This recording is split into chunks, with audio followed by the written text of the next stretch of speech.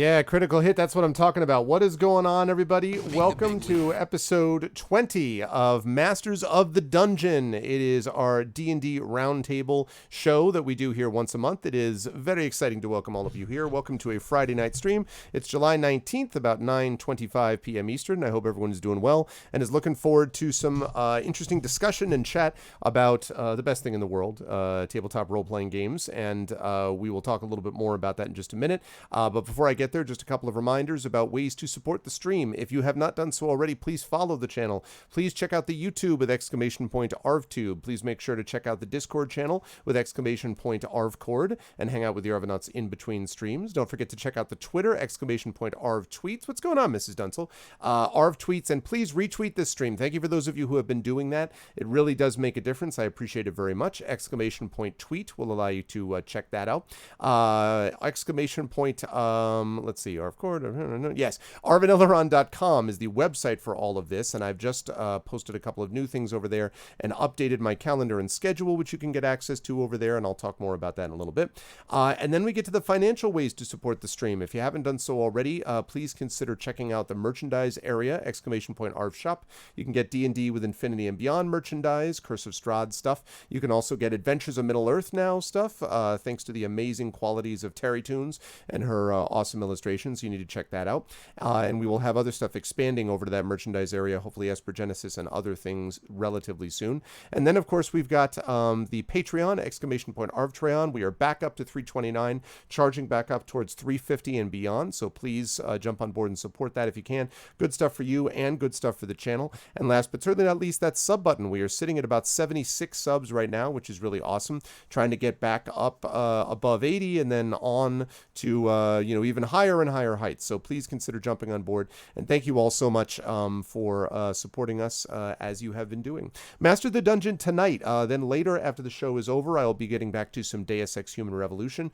which will be a lot of fun. Tomorrow we get back to D&D with INB. Infinity and Beyond returns tomorrow with more Curse of Strahd, as that campaign is on fire. So not quite literally yet, but on fire in general. I have now, you will be happy to know, updated the schedule. I have now also managed to update the videos. So all the videos on YouTube are currently up to date. All of the inspirations are up to date on the channel. All of the various show stuff is up to date, and the schedule is pretty much up to date as well. So on Tuesday we've got more Adventures of Middle-earth coming your way, and then we've got Pathfinder Kingmaker, Pen and Pixels Pathfinder Kingmaker coming up as well. And then Tuesday evening, we've got the Arvocalist with more Ace Attorney, Apollo Justice Ace Attorney coming at you on Tuesday. So that's going to be a good time. We've also got, I forgot, on Monday, we've got Day 2, Episode 2 of Hearts of Wulin, our wuxia-inspired show, which is going to be pretty sweet. And then Thursday of next week, we've got some Emberwind coming at you.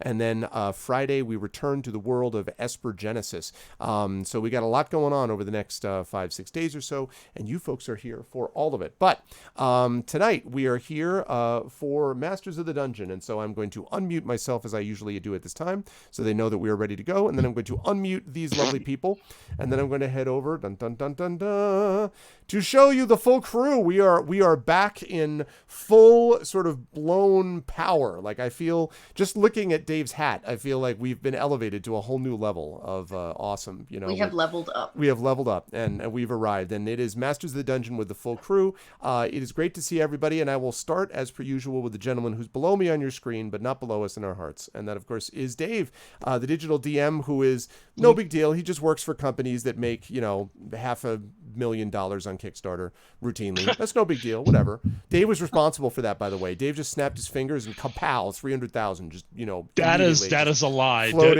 way. That's a lie. Where have you been hiding this power? No, I mean, it's great. It's great. I hope he can open his petty cash drawer and help us out. No, in all seriousness, the force is strong in this one. How you been, Dave? How's life in the universe, man? How's life? Everything's good, man. Everything's super busy. We're fixing to go on our company trip down to Florida next week and play a bunch of games. I'm going to be running Stranger Things for some of the VIP backers. Dig it. Looking forward to it. Yeah. Going to be maybe using a new program. What? No spoilers. What program would that be? I don't know.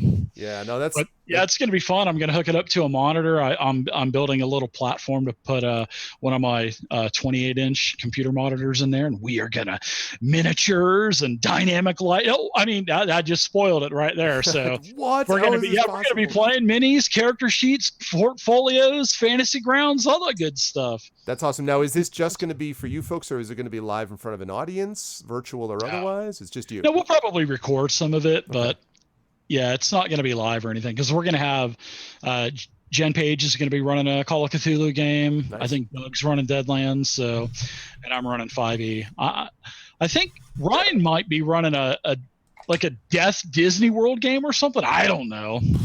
Wow. Yeah, That's awesome. Disney World and Death and Zombie. I'm not too sure. He mentioned something about it, but I don't know. When we get to this section of talking about things that have happened that are awesome in the campaign, I'm going to be bringing up Everything's good Into the RPG first, and I bring us up because when you talked about Stranger Things, I cannot wait to talk about Tales from the Loop because oh my god, I adored that experience. But I'll talk about it in a little bit. But you just reminded me, like, oh man, I was.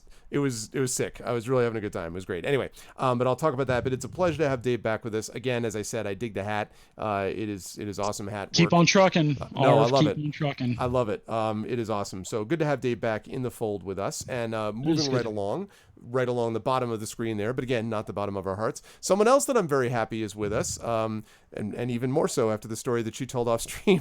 Oh, is of course Little Red Dot. It is all of it. Every bit. No, I know. Absolutely everything. No context for you, Chad. It's a pleasure to have, of course, Dot with us. Dot, I have to say before I ask you how things are going, I had a chance to duck in and watch a little bit of the Witch RPG that you were playing. Oh yeah, that's what I was going to talk about today. So I'm glad you brought it up. Yeah, I'm gonna want to hear about it because it was cool, and I was having fun watching you and everybody. But I mean, it was really kind of cool watching that. So, how has life been in the universe with you? Oh, life's good. It's been a really busy week. It's cool. I my day job's a pretty sweet gig, and so we're running a play right now at this theater called The Wrath of Khan, C-O-N. Outstanding. Which is it was written by a bunch of improvisers, and it's kind of a comedy about convention life, and specifically in the year 2012, we're getting ready to do a sequel called Wrath of Khan 2. Into Dorkness, which is the sequel afterwards that looks at like post MCU. But anyways, to have a little bit of fun, we are right. We are. Sorry, feedback. No, that's fine. I was just noticing all of a sudden. I was like, wow. That's like, Chelsea's this story is fascinating. No, so anyways, we had this week before the show last night. I held something called LobbyCon, which was our version of like a mini convention, nerd convention in the lobby of our theater. So my whole week has been like tunnel vision toward LobbyCon. So now that it's over today, I took a work from home day. So I'm feeling good. I hung around in my pajamas all day. I played some Breath of the Wild. It's been great. Oh, that's good. This is all stuff that I like to hear. Yeah. I was at one point thinking about this today when I went with my kids to the Hall of Science, which is in Queens, New York, and all the things that we thought we would be able to do when we arrived there. they have this unbelievable room that is basically this massive sound stage, essentially, with these vid projection cameras that allow you to interact with all these different aspects of the natural world. With you there planting seeds, like, all the Circle of Life stuff. And they're like, yeah, but it uses tickets and we're out of time. I'm like, it uses what now? I'm like, but isn't it free? They're like, yeah, but you need to register ahead for it. And it was like, we would have had to register 6 hours previous to this. I'm like, what? So obviously now my 11-year-old was fine. 3-year-old, not so much. My 3-year-old was kind of like, but play. I'm like, I'm sorry, Kaylin. He's like, but play. I'm like, oh, I'm like, I felt really bad. So we got him some Italian ice and then he felt better. But but anyway, I bring it up because when you were talking about that idea of tunnel vision, I was like, this is the experience of just get to this moment and then we'll see what happens after. Once I get past this, everything else can happen afterward, but I got to get to that. That was last night. That was last night for me. I literally sent the email this morning. I was like, hey, gang, I'll be available via email, but I'm going to stay at home today. I'm going to be home. I'm recovering. tired. Yep, exactly. So yeah, today was a good, rest day, and I just kind of took it easy. So that's good. Well, it's a good Friday. Yeah. This is a chance for me to talk to you since we ended with you. I will begin with you by talking a little bit about how our campaigns are going. So tell me about the Witch RPG. Why am I not remembering the title? What was the name? It's called Witches and Spellcraft. I think is what it's called. The game is actually called. Okay. So yeah, I'm doing that. So I'm running Scum and Villainy. I've got a weird eclectic range of games right now. Very little actually D&D. I'm playing like a Cypher System game, 2 Cypher System games, but the big one is the Scum and Villainy. I just started up on my channel, and then this Witch Girls coming to every Thursday over on Maggie's channel. And it's interesting because I just closed out a Witch Girls game using one tabletop that we've talked about before. Right. And then Maggie, who you guys know, Margaret Crone, she reached out to me and she's like, hey, I've written a game that is a little bit less combat focused. Like the game is really about RP and about storytelling, and it's about witches in your witchy school. But it's a really cool game. It's based on a 2d8 system that she kind of homebrewed up herself. And what I really love is the fact that you can make up any spell you want. So there's no spell book. The idea is like you create a concept for your witch, and then when you need a spell, you make up that spell. You name it, you tell it what it does, and then you try it. And if you fail 5 times, you level up that spell. If you succeed 3 times, you level up the spell. So it's about a success. It's not about like never getting to cast it or it never works. Right. Something always happens. But what's really cool is it's an ever evolving, like you're trying to make up the spells you need in the moment versus trying to go from a manual or guide, which makes it a much more collaborative process, I think. Is it, now let me ask, is it the GM, right? Because I was going to ask if the GM has to decide the relative difficulty level of this, like your chances of succeeding or failing in a situation like this? So it's based on she's actually got a Roll20 up for it too. So when you purchase a game, she actually has a system set up in Roll20. Oh. So you roll the 2d8, and then based on you build your characters kind of like a Mad Lib. Okay. So you basically have blanks. You have 4 adjectives that describe your character and so forth and so on. And when you roll, based on your likes, your dislikes, your descriptors, you can add points to that. So, for example, I'm playing at what I call a techno witch or a technomancer. So she uses technology. Her favorite thing in the world is her laptop, right? So any spell that I cast using my laptop, so not a quick cast spell, I get a +1 to a 2d8 pool already. And then there's a range system of like critical fail, partial success, full success. And so it's much like Cypher. Sometimes people GM it, but it's like that Talos idea. Lanta. Yeah, Talos exactly. Lanta does the same thing. Mm-hmm. Okay. So there's a great childhood game. Yes. So it's very much of like you never truly fail. Well, I say that you can critical fail and horrible things can happen, but you still cast the spell. So it's not about not successfully casting the spell; it's about the outcome. Yeah. Which makes it storytelling based. It's really, really cool, and she's got it on the market. It's official now. You can go purchase it. Let me see if I can't swing that link for you. Yeah, absolutely. Yeah. So anyways, but yeah, we had a moment. We've had a few really great moments where we have a trash witch. Somebody came up with the idea of a trash witch, and this witch just collects trash and like worships trash. Cast trash at you. Yeah, or just like constantly collecting it. Like one of the kids like puked in potions class, and they like collected the puke in a jar and like planted a plant in the puke. It's just like this really like if you could be a putrid witch, that is the concept for this witch. They like live in a dumpster. Their spell book is a pizza box. Nice. An old pizza box. So it's just a really neat idea, I think. And so there's been a lot of really interesting role play where you're like teenage witches and you're trying to go to school and like deal with the drama of being in fucking high school again, right? You've got a trash best friend that's your roommate. So there's been far too many moments for me to be able to be like, that's the one that's really great. But the show has just been really phenomenal, and I really love Maggie as a GM. It's the first time I've actually had her as a GM in a campaign, so that's been really cool. Well, as you know, we're huge fans of Maggie on this channel too. So that's awesome. Little fan club. I'll try to find that link for you guys here in a second. Yeah, because I definitely I'd be interested in checking that out. All right, Dave. Well, what about you? Since in the time that I have, when not using your petty cash drawer to fund your Kickstarter by yourself, how. I'm just going to continue to push this. That by the end of this, people will be like, people are going to take you serious 12-floor mansion. Like, you don't see like beyond the books. He just has like just gold. Everything is just gold, like the entire walls and like everything. No, but so how when not doing that, what's been going on with campaigns that you have been running and stuff you've been doing as of late? Well, I'm kind of taking a break from running all of my games, to be honest, because of everything's super busy with work, and I want to really concentrate on that. Plus, I got a lot of stuff I'm doing in the background. I'm converting over to a new website. I'm going to actually be writing a lot of content for basic Dungeons and Dragons, and I've been converting the Rule Cyclopedia into Fantasy Grounds. I've got 8 full modules done. I've got the Grand Duchy of Karamikos Gazetteer done, and now I'm at a good stopping point there to where I have literally probably a year's worth of content. I've done B1, 2, and 3.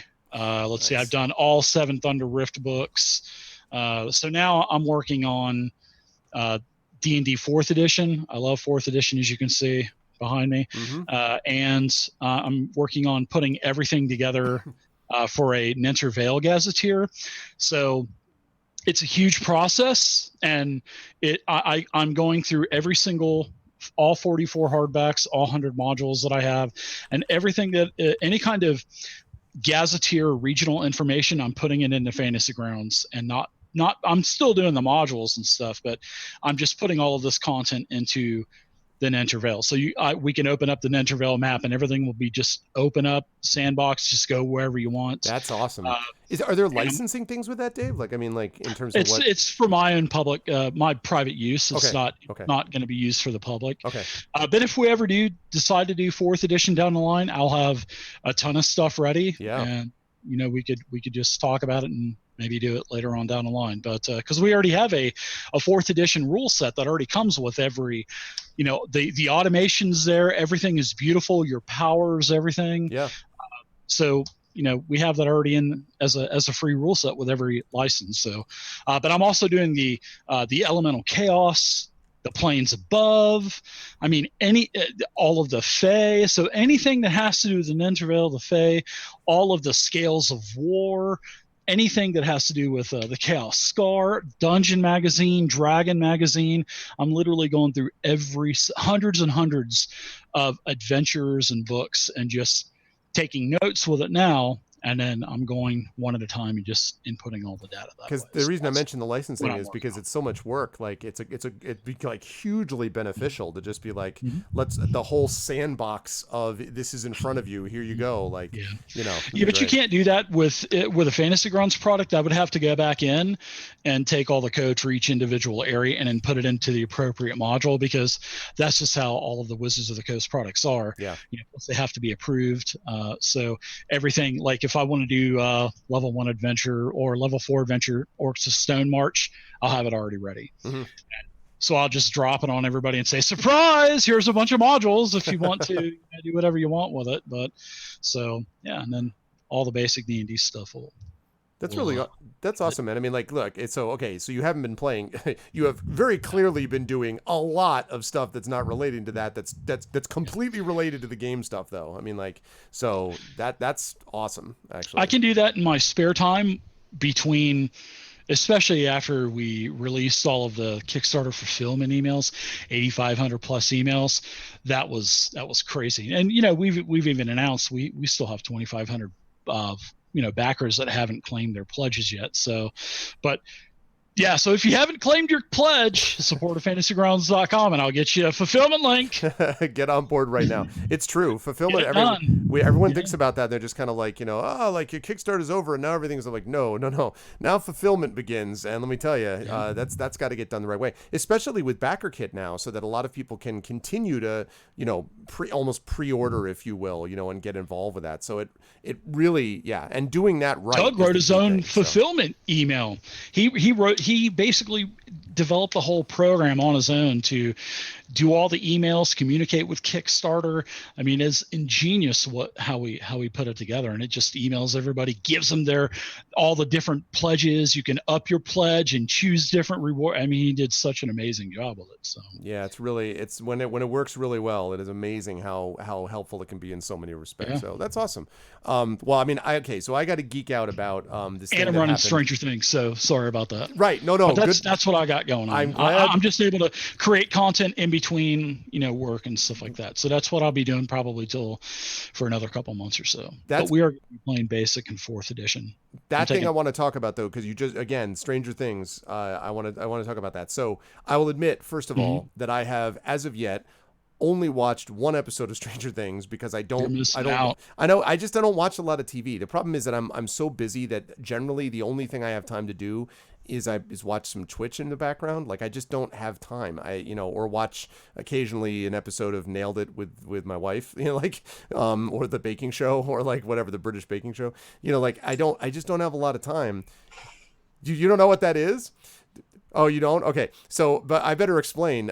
Nailed It is the show. If it's not on Netflix, I don't know what it Yeah, is. thank you. If I could high five you, I would right now. Yeah, That's no, me. Nailed It is on Netflix. Nailed It is a show where you're trying to imitate you like some professional baker saw produces that. like a cake, and these people who are horrific bakers try to imitate it, and they much hilarity ensues. Cool. Anyway, so my wife is a big fan. So no, but I mean most of the time I don't have a chance to do it. So I've only watched the one episode. However, obviously I know something about the 80s having grown up in them. And so we did this thing to wrap up the Icarus Jelinek Kickstarter, which did fund. And we, on that last day, we had this huge rally. And I had the idea of doing this basically into the RPG verse, right? Where we would have all these systems at every $500 of the Kickstarter, we switched systems. So we began with D&D 5e, and then we jumped over to, I think next one up was Blades in the Dark. And then we jumped over to Lasers and Feelings. And then we jumped over to, I want to say the Warren, Tales from the Loop, which is what I'm going to talk about. Then the Warren, and then we finally ended back up at D&D 5e. It was awesome and crazy and ridiculous in like 10 hours, and I have enormous admiration for everyone who helped out, including Trendane and Johnny Pittman, Video Store Cowboy, who did the whole thing. But the thing that I wanted to highlight was Tales from the Loop, because I had heard so many good things about this. And first of all, Johnny is freaking amazing in GMing this. Okay, he's a good GM anyway, but I mean, like, he is so good at that. And my experience of playing it was very much like as if I had been sort of cast into some combination of Twin Peaks and Stranger Things. Like, it wasn't even just because the stuff that happens in there is weird, and he continues to sort of drive things forward in a weird way, but it's a way that is it feels very real and yet weird. And it feels as if it gets it just from atmosphere, like walking into Radio Shacks and seeing like TRS-80s, with the small 80 column wide screens or whatever. Leaving there and then seeing like advertisements for the first Die Hard or something. And like, I just, everything about it was just swimming in 80s. So I'm just like, well, this was the life that I lived. But he did such an incredible job of sort of tying it together that I was like, is this what Tales from the Loop always is? Like, he's like, well, pretty much it works out this way. I'm like, why have I not immediately asked for everyone to play this on my channel always? Like, this is the greatest thing ever. It's a fantastic game. Oh my God. And it was just something about, I think, the way that he did it and the way that I felt like the characters were immediately there. And it always makes me feel like I'm in a John Hughes movie. Yeah. I felt like it was in the middle of the Breakfast Club. That. Yeah, there's something about that, that time and the way movies were made and the feeling you got watching them, the feeling you still get every time you plug the Breakfast Club in, or like every time that it just like, it makes you have all your heart feels. You feel connected to Stranger Things. I totally got that. Oh my God, I wept like an ugly baby at the end. Yeah, that was us. Yeah. Fighting at the D&D table, wrestling around, knocking stuff over. Right, The opening scene, that was us. Man, that was, it just hit home, And how everything was all 80s. The vehicles, all the architecture. Yep. It was like, it was amazing. It's just bad. And the fact that there was like a quirkiness to it that I didn't even think about at the time, but when I look back at it, there was something weird about, maybe it was the context of the fact that we were always living on the hair trigger of Armageddon and we never really thought about it, war games and Back to the Future and these games that sort of obviously Dungeons and Dragons and these games and movies that all sort of tie together with Duran and something, and all of that kind of intersects in my head with this sort of experience of being its own kind of entity and thing. And I was just amazed from a game point of view. I thought it was brilliantly managed in conveying sort of the environment of the moment. And when you get a game like that, of Hearts of Wulin, which is the Wuxia themed Apocalypse, powered by the Apocalypse game, which is running right now on my channel, is like that, where it feels very much like, I'm not playing or GMing it, it's just hosted on my channel. But watching it, I'm like, this is Crouching Tiger, Hidden Dragon, the role-playing game. Like and like then the characters like Heaven's Justice, and and you're like, of course it's Heaven's Justice. Like, and everybody loves each other, and no one can say it, and everyone does this while also like running on the air by using their sword because you can do that. Like, it's just it only makes sense if you love that kind of stuff. So as someone who grew up in the 80s and having the experience of going through it, just amazing stuff. So I wanted to give a shout out both to the designers and developers of that game, and also wanted to give a shout out to Johnny Pittman, who just, I mean, while the Kickstarter was going up in numbers, he was also tying it in. So he's like, you're walking along and there's a billboard that's kind of flashing, and it's flashing like 12,756, which was like the latest Kickstarter number, or like, Nice. you know, you walk in and you see on the Trash 80 screen, you know, rolling up over and over again, 13,025 or whatever it was. Like, he just did such a good job that I honestly, when we hit the number, there was a moment where I had this weird out of body experience where I'm like, did this just happen in a film? Like, I had to be like, I'm in my, okay, this is 2019. I'm 46. This is not, you know, but it just felt so beautifully handled together. I just really loved it, and I just wanted to shout out him, but also that system. Oh my God, it was so good, good. What's up, Phantom Roll Booth? That, by the way, is a 1973. badass name. Phantom Roll Booth. Heck yeah, great. hey Phantom. Oh my God, that is great stuff. And hey, I was about to say, I don't know who's behind the Phantom today, but either way, I was literally about to say, is it Marcy or is it Colin? I'm not sure. God, that is hey such a gang, good name, thanks though. for tuning in. I dig it. All right, well, so let's talk a little bit about the subject of the day, and basically this comes out of what I just talked about, because I was so amazed by this environment and how it was constructed that I want to ask about the difference between creating an environment via running a story. And I want to distinguish a little bit. I'm going to be generalizing too much, and I know this, but I just want to sort of establish this and see what both of you think about it. So I'm thinking about the idea of games like the ones we just talked about, or powered by the apocalypse games. Like, for example, I ran the Warren a couple of times now. The Warren, by the way, is great. This is Watership Down, the role-playing game, essentially. So I had a lot of fun doing this. Or this one I haven't had a chance to run, but I will be. Epilion, which is basically you play a bunch of young dragons. This is done by Marissa Kelly, and really, really cool stuff. But a lot of it is about creating an environment in which you are in an island where everything is about dragons. So of course you will think about things in very draconic ways. Or you are a rabbit, and so everything is about getting over the meadow before the dog gets to you. Except in this world, the dog does have a name and has its own sort of like motivations, you know, and like not just I want to eat things, but it sort of has its own like, I don't know, evil plan or whatever that's a part of it. So that's sort of environment creation, and Tales from the Loop was environment creation. But when we as GMs often sit down, a lot of what we do early on is establishing a story. Like, you know, you in D&D as an example, you are here, this is what's going on, here's what's happening around you, what are you doing? As opposed to, here's the world, what do you think is happening? Because it really felt like that. It really felt like in Tales from the Loop, they're like, all right, you're in this movie theater, now all this weird crap goes down. What do you do? You know, and I'm like, Yeah. what? And it was awesome, but just in a very different way. So I want to ask about what we think about that. Obviously, there's room for both of these things. Is there a way that both of you think that these systems and ideas can inform each other? Do you think more as a DM or GM in any system about, I want to create the best environment first and then let the story flow from it, or I want to really come up with a really good story and then let the environment develop as a consequence of the story that I've told? What do you folks think? And whoever wants to take that first. You can go first. And welcome, by the way, Little Red Dot. I haven't had a chance to welcome. Yes, for season 2. Yeah, I should be welcoming you. I've been here. I know. I was going to say that too. So we got 5 months till we start doing contracts for season 3. That's so, right. Nice. Yeah, That's right. I don't know. I think you know, I'm an environment GM. Like hearing you, I guess if you're putting it that way, like that's how even the stories I make up on my own, like, you know, we ran the Fate of the Appliance Wars campaign, right? Which was about being a sentient appliance. It is very much a themed type game. You're looking at the world kind of from a different viewpoint. You know, I'm looking at running The Secret of Cats right now, which is very similar. It's from you play a cat, which means you have to approach the world totally differently, just like you might, you know, a rabbit trying to cross a meadow. But I really love games that take the perspective of story and like, I don't want to say shrink it, but like hone in on things, right? I think last time I talked about my friend who's writing one, and you played, I can't remember, gosh,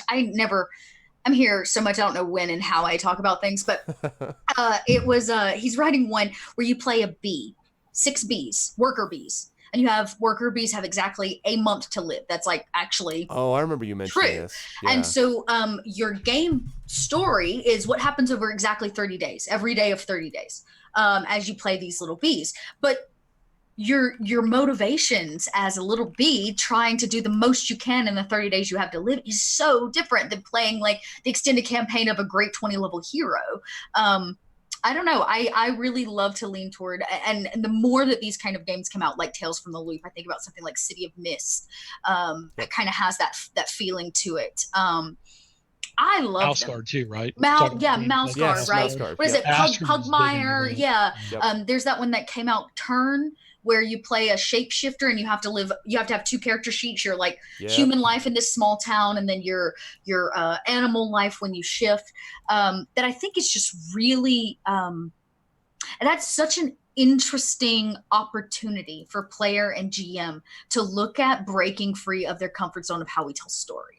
Because Right. it's not the norm. It's not Right. Dungeons and Dragons. It's not Right. Pathfinder. And it's not even that. It's not even fantasy. Yeah. Some of these aren't exactly. even fantasy, Right, it's like you have to Yeah. break out of that. And I even love things that really play on parts of our pop culture, right? Like I wrote Fate of the Appliance Wars because I love the Brave Little Toaster.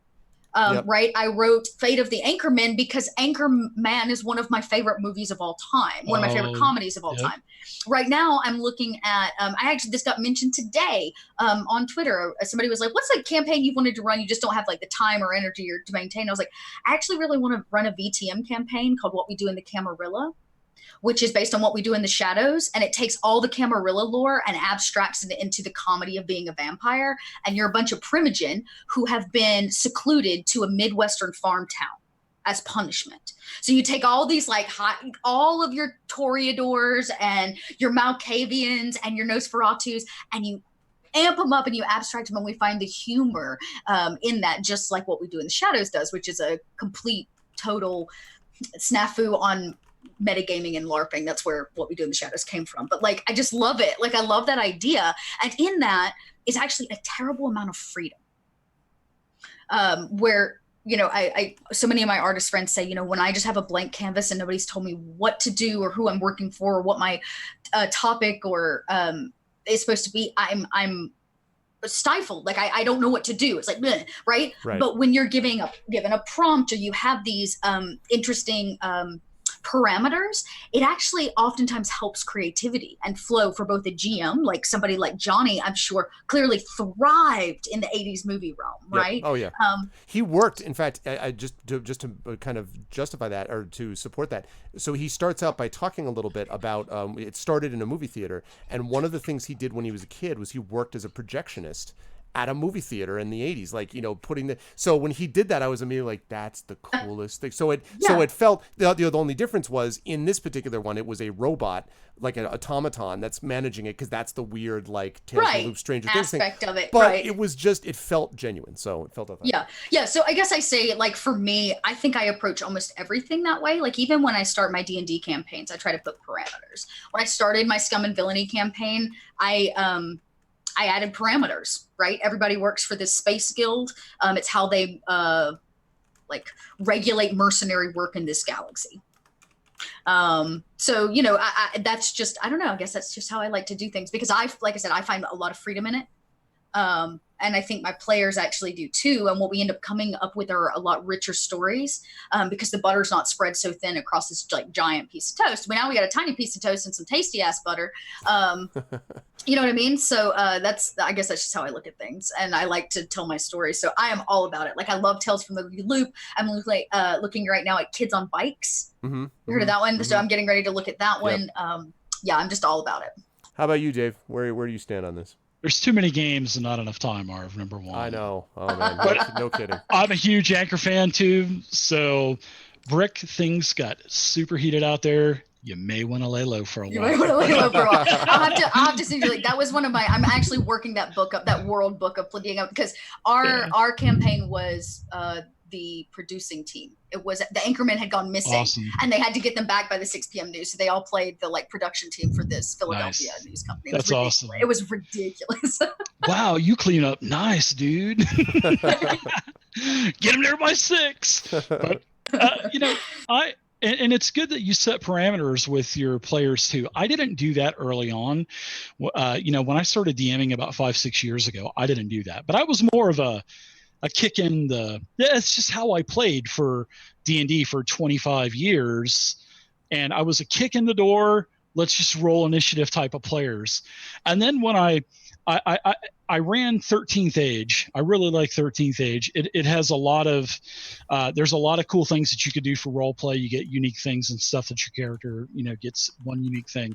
And that really, it adds role play, and plus with how the skill checks are so broad, and nothing's definitive like ranks in Pathfinder or proficiency Right. in D&D and stuff. So, but I went into this game as I wrote my own story. I used the Dragon Empire, and I was like, all right, let's do it.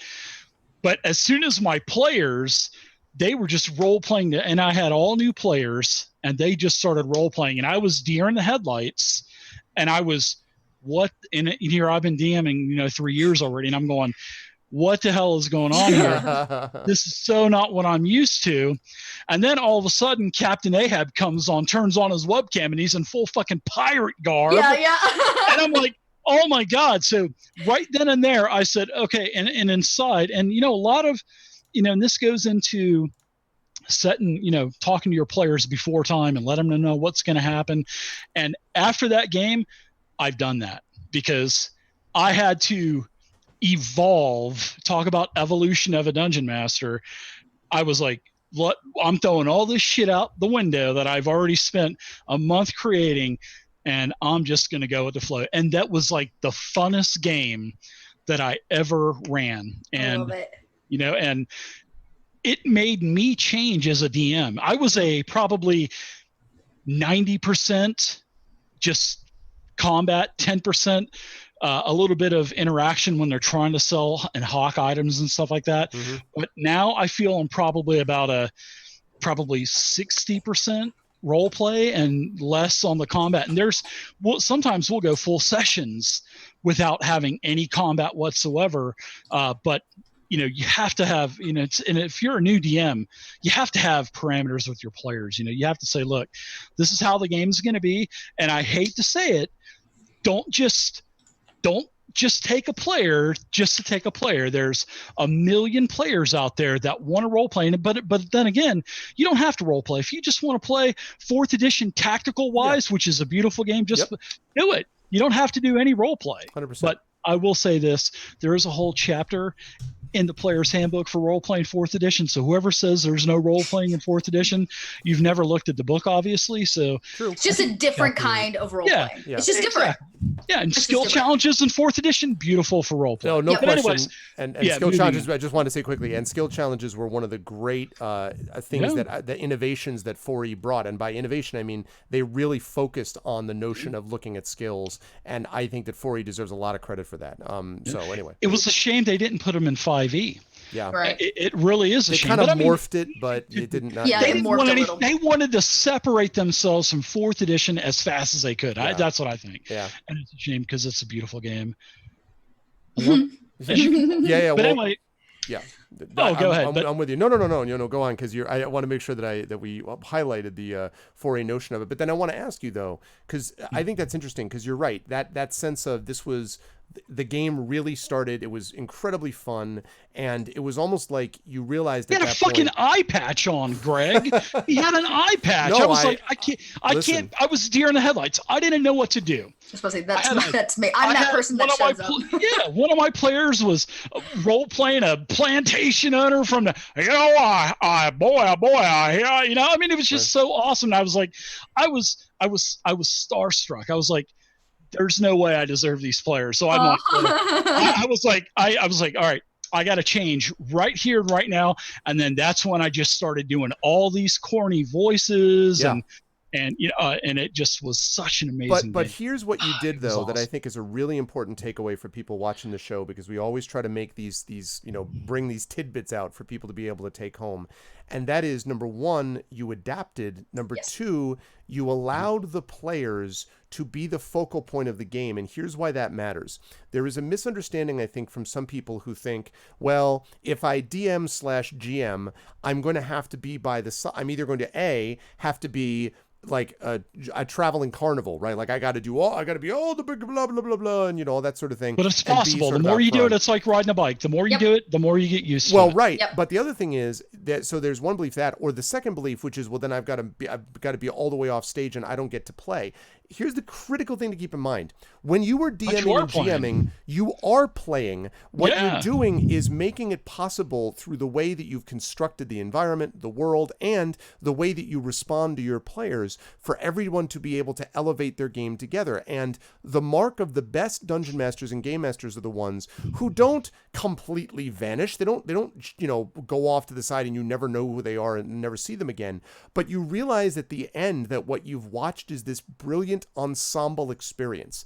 That is what DMs and GMs do at their best, is they create ensemble experiences, which is why, and we've talked about this in the show before, when I've got players that are in the midst of this great moment, I learned long ago, you can always tell it when I'm doing this on Twitch, because I will always lean back in my chair and just watch, because those are the greatest moments you can have.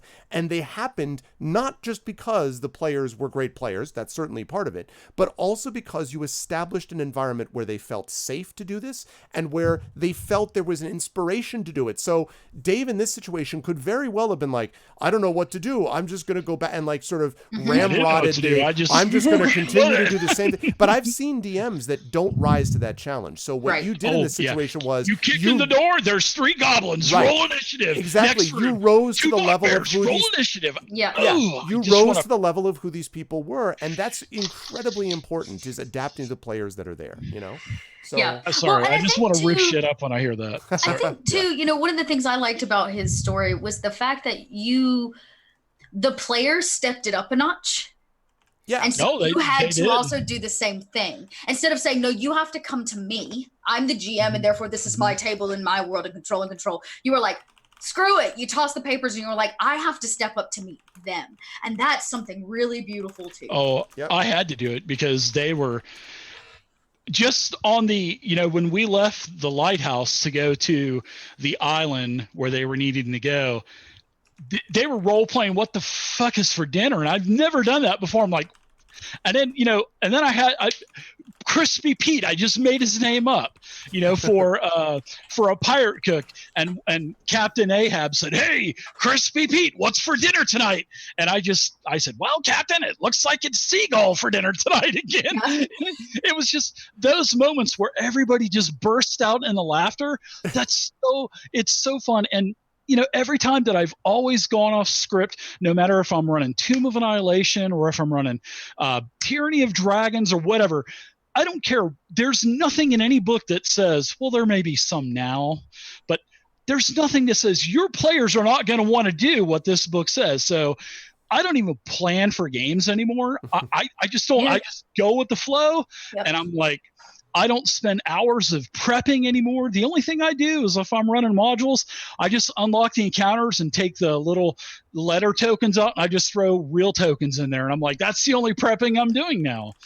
But yeah, it made me evolve as a DM, and I never looked back. And I was like, oh, so I'm practicing all these voices and stuff, and my son is like thinking that I'm just literally batshit crazy, sitting in my room doing all these voices and stuff. And he goes, man, you're actually getting pretty good at this. Right, Dad. Yeah. Right. And that's the thing, is that you have this tendency to believe that you're going to be then sort of overexposed when you do this. But the reality is that when you are matching what the sort of level of what the players are doing, I like to think of myself in some ways as a counterpunching DM, in the sense that if I get, and I've talked about this before some episodes ago, if I get backstory, and I encourage it now, I use this all the time, and elements of that backstory become enormously important. A character in Tyranny of Dragons that John Helfers was playing, Cade Marmitas, had this basically this Fagin, like from Oliver Twist type character, that was sort of this guy who had raised him on the streets, and he basically hated him because this guy had killed his best friend, and his name was Hotch. And when Hotch shows back up And you better believe I was going to bring him back, because I'm like, dude, like when Hotch shows back up and was like, had this voice behind him where he's just like, it's good to see you return to me, Cade. He said he had chills down his back. He's like, I couldn't believe you brought that back. I'm like, what do you think I'm going to do with it? Like, if you give me this gold, I'm not going to be like, who uses gold these days? Like, and so that's counterpunching. And so while I do try to do some preparation, the biggest preparation, and this is the sort of crux of what I was asking about environment, is making sure that I know the world well enough that when stuff comes up and they go, I'm going to go left instead of right, I can, using my general knowledge of the world, plus whatever I've learned as a writer and world building or whatever, to be able to make something credible, which their imaginations fill out. And this is the key. If you bring them down that road, they're going to be like, oh yeah, because this, and this. And you don't even have to tell them, here's the following 60 things, because they've already done that, man. Like, they've already know, I know what it's like when I get to the pirate ship and I see the dude with the thing with the stuff. Right. They already know. You just have to be there with them when they do it, and not sort of like, nope, must pull back and go this way. You've got to go with your players. Don't say no to your players. Yeah. I hate the only time I say no is when my player says, all right, Dave, I'm going to put this laser scope rifle on my bow. That's right. The only time I'll ever say no, but I don't ever say no. And to touch on, setting up an environment, I love doing that because I'm a history major. I have a master's degree in history. I love history. So I love to bring, whether it be something from pop culture, cartoons, whatever. Perfect example. I was running a zombie apocalypse. It was like late 80s, early 90s. I had this NPC called the Blogosphere Kid, and he still had access to this rare internet built by Al Gore. And he was saying, we could sneak into the Blogosphere. But I didn't call it the internet. We called it the Blogosphere. And he goes, yeah, we'll just sneak in the back door. And he had this like portable keyboard, and he's like clicking on it and nothing's happening. The kid was absolute batshit crazy, and everybody hated this kid, but I kept making him survive just because I wanted to keep him around. Mm-hmm. So, but yeah, and another thing, Savage Worlds 50 Fathoms, I brought in like, and it's a pirate setting. I brought in like the cast of Gilligan's Island. I had, the professor and Marianne, they, we all sang the song, and they were all they were all new crew members on their ship. I brought in Aquaman. Oh, it was awesome. Yeah. Anything that was like sea related, cartoons, history, whatever, it was so fun. So anytime that you have the chance to do that as a DM, do it, because your players will have those aha moments. Like they'll think first you may be a little weird for putting Gilligan's, like when I put up the pop-up image of the cast of Gilligan's Island, they were like, are you kidding me? They all said that. And I'm like, no, you see these characters floating in the water on pieces of wood and other rubbish from a shipwreck. So they all pulled them in, and, you had Skipper calling Gilligan his little buddy and stuff. And then the captain started calling everybody little buddy. It was so funny.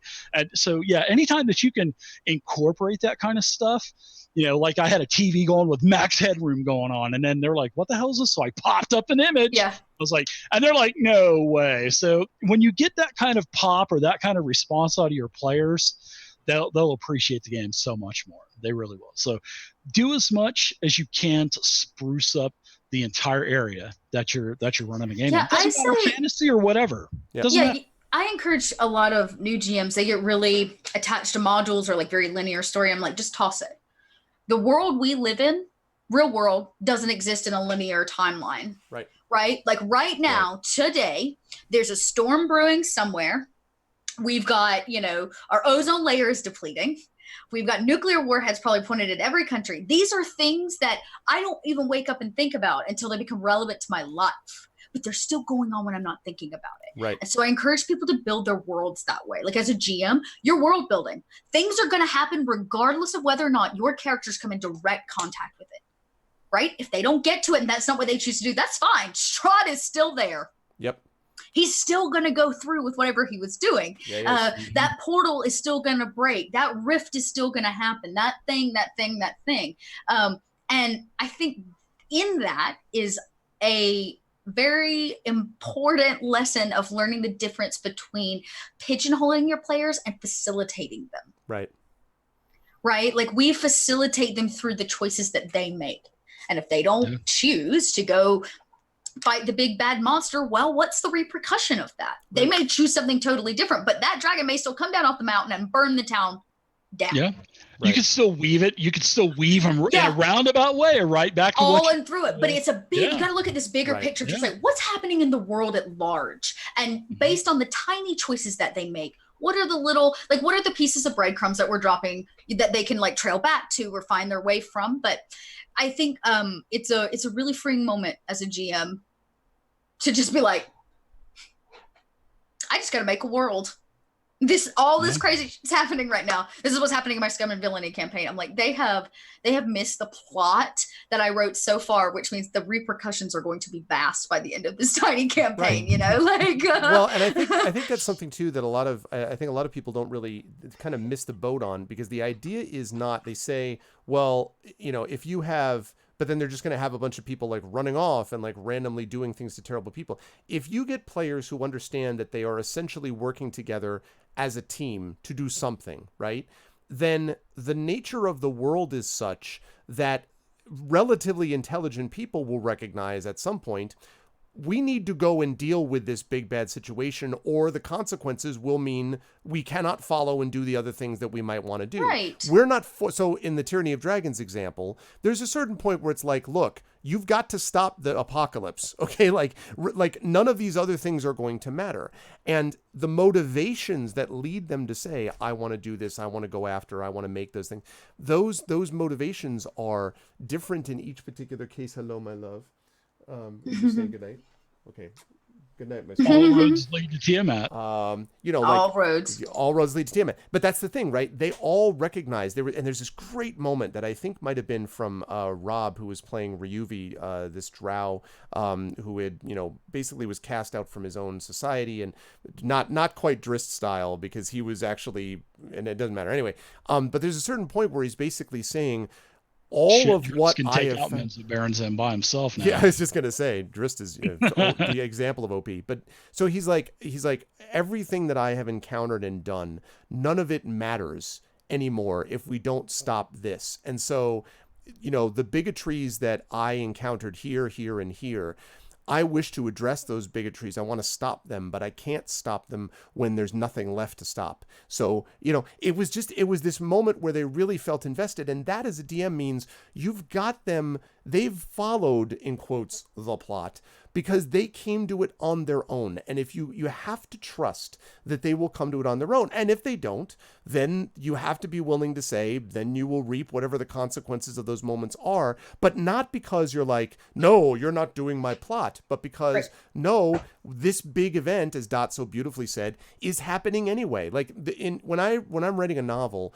I have a linear story that you are going to read because you're reading my novel. But one of the things that we work on in world building is being able to make it seem that the novel did not have to go down the path it went. That it could easily have been that people, as Dave knows from history, people could have made different decisions and we would be in a very different place. It was not foretold that this must end up in this exact way. And so by setting up something where it seems like it could go in another several different directions, that's the idea of authentic world building. Well, the great thing about being a game master is you don't have to worry as much about, I've got to produce something which is 80, 90, 100, 110,000 words that has a particular linear through line. You can just create an environment, right, in which these things are existing and have maybe a plot in your mind. But if your players go in a different direction, that's up to them. And the world will be authentic because they inhabit it. Because you made a world that was big enough and powerful enough and inspirational enough that they want to inhabit it. So you don't have to make them do it as characters in a book. They are their own characters and can invest your world. So that's the prep. You know, the prep is, how did you make your world? How real is your world? That's the prep, not tell this in this particular way. Right. And I want to specify too, when I say world, it doesn't have to be like an actual global spectrum. Environment, whatever that is. Environment, like, you know, one of my favorite campaigns I ever ran was called the Gallery at Grundrundi, which is basically, it's my commentary on commercialized America, but it's a giant fantasy shopping complex. And when you get inside, you don't realize that there's no way out. There's like 11 districts, and you've got an alchemical district, and you've got the food court and all these kinds of things. And your players get in there thinking, this is great. I got gold to spend. I'm going to buy all this stuff. And then they realize they can't get out There is no answer for getting out of the Galleria, only that there is a sickness taking over. That's it. Things are happening. There's a reason that the sickness is there, and if they figure it out, great. If they don't, they may become part of the larger scheme of the Galleria, which is collecting people and their money. It's a greed. It's a pyramid scheme, right? So like, there is no answer. There's no plot line. Your characters just show up and they find shenanigans because they will. Right. And so you just have to have all the districts laid out, this concept of what that world, just a giant shopping complex of hundreds of thousands of people looks like. I don't have to have a gigantic world. So yeah, the it's Walmart Supercenter here in El Paso. Yeah, yep, exactly. It's the IKEA of fantasy worlds. So now, I want a role-playing game set by you, in IKEA. God. And I want you to name all of the characters, things like Ingvold, the bookcase, and Jorgensen, the office chair, and like if you can make an appliance game, meatballs and cinnamon rolls. Swedish meatballs. Oh God, +5 to all stats. If there's gonna be a sign that says "Don't trust the arrows," Are there any just lead you around and around in the malls? I remember when malls used to exist, you could get cookies or cinnamon rolls. I was like, man, that was a great place to go. Yeah. You had, Chad made a great point. That was Arv. Arv made the great point of Lord of the Rings, but I was thinking, Marvel does the same thing. How many movies was Thanos just in the background for? That Thanos plot ran through multiple movies before we got to that epic moment, and we got stories, big stories from characters over and over and over. That's kind of how it works. It's like you're going to get these small little things. They're going to fight some stuff here. They're going to go shopping there. They're going to do these things. But the larger plot of Thanos getting ready to destroy the universe, or half of it anyways, is always working and always running.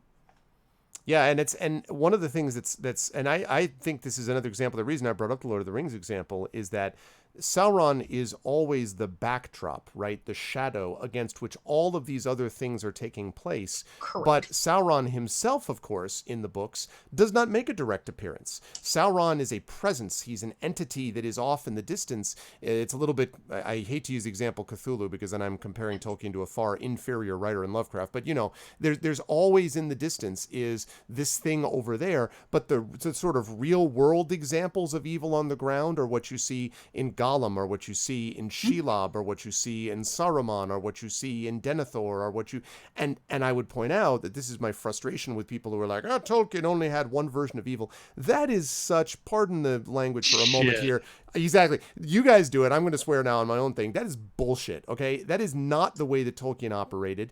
And the people who do this are usually complaining about Tolkien's imitators who came decades later. But Tolkien didn't do that because really the fight there is the battle within oneself, right? The real question is not, is Frodo going to get stopped by an orc? The real question is whether Frodo is going to get to the crack of doom and throw the ring in himself, right? It's the battle with himself that is at issue. And so we could look at Star Wars the same way. Of course. The dark side, right? And the Force is this presence. Yeah, it's exactly the same thing. Or Of course. So, I just feel like that sort of thing is another thing that the environment really builds, because it allows you to also, highlight and expand things you wouldn't have expected. Like, we like after the fact when people are like, oh, I love how you brilliantly establish this character in this episode. And we're always like, yeah, well, I really thought ahead of, we had no freaking idea that like we had any idea that we were going to have this character be this important to these people that they're like, I'm going to kill that son of a,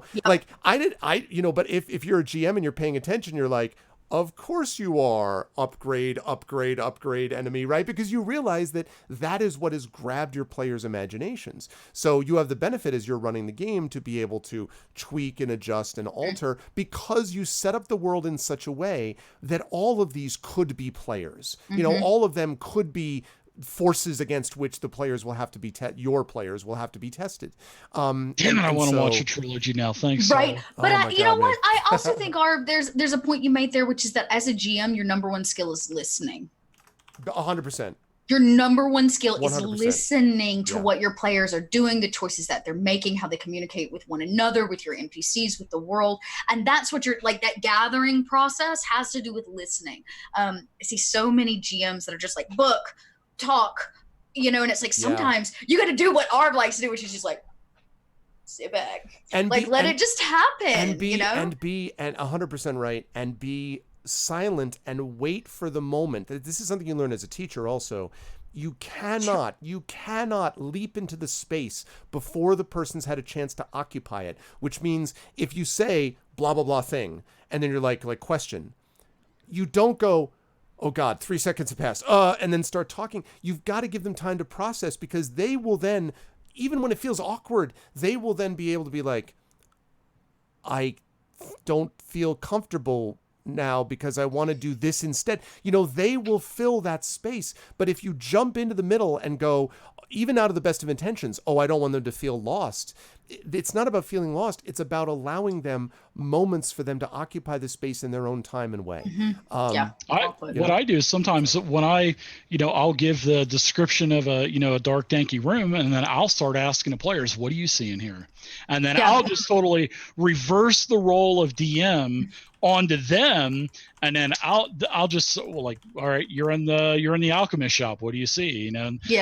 You kind of put them on the spot, but this goes into, as we talked about before, about setting parameters with your players, because you need to tell them you're going to do that to them from time to time. Because some players, they don't want any kind of role play at all, and they're just like, I fucking kill it, reaping strike or smash or whatever.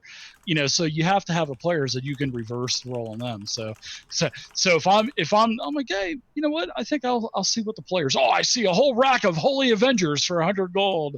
That's what I'll step in and say. I don't think you see. I don't think you see that. Let's be real. Well, yes, they're toys for kids. They are 100 gold. You can buy one, and it has like a magical, fairy fire on it or something like that. It has a catchphrase. By the way, chat's going to get me interested in it. I mean, I teach Lord of the Rings, so I'm all like jonesing to talk about it. The only thing I want to say, which I think is tied into our discussion right here, is, so this is part of Tolkien's genius, right? The idea, you're 100% right. Frodo does not heroically take the ring and throw it into the crack of doom. I hate to spoil this, but it has been out for 70 years, folks. Sorry. Frodo, you're missing something if you don't know the whole plot. Frodo is, of course, not able to do it. It is only when Gollum seizes it and bites Frodo's finger off and has the ring with the finger that this happens. However, the thing that cannot be forgotten is it is Frodo's act of mercy towards Gollum that allows Gollum to be alive in the first place for this to happen, because Gandalf himself says nothing happens by chance, first of all, and says one of the greatest lines in all of the books, which is this, because Frodo has this line where he says, I wish that Gollum, had died. I wish Bilbo had killed him while he had the chance.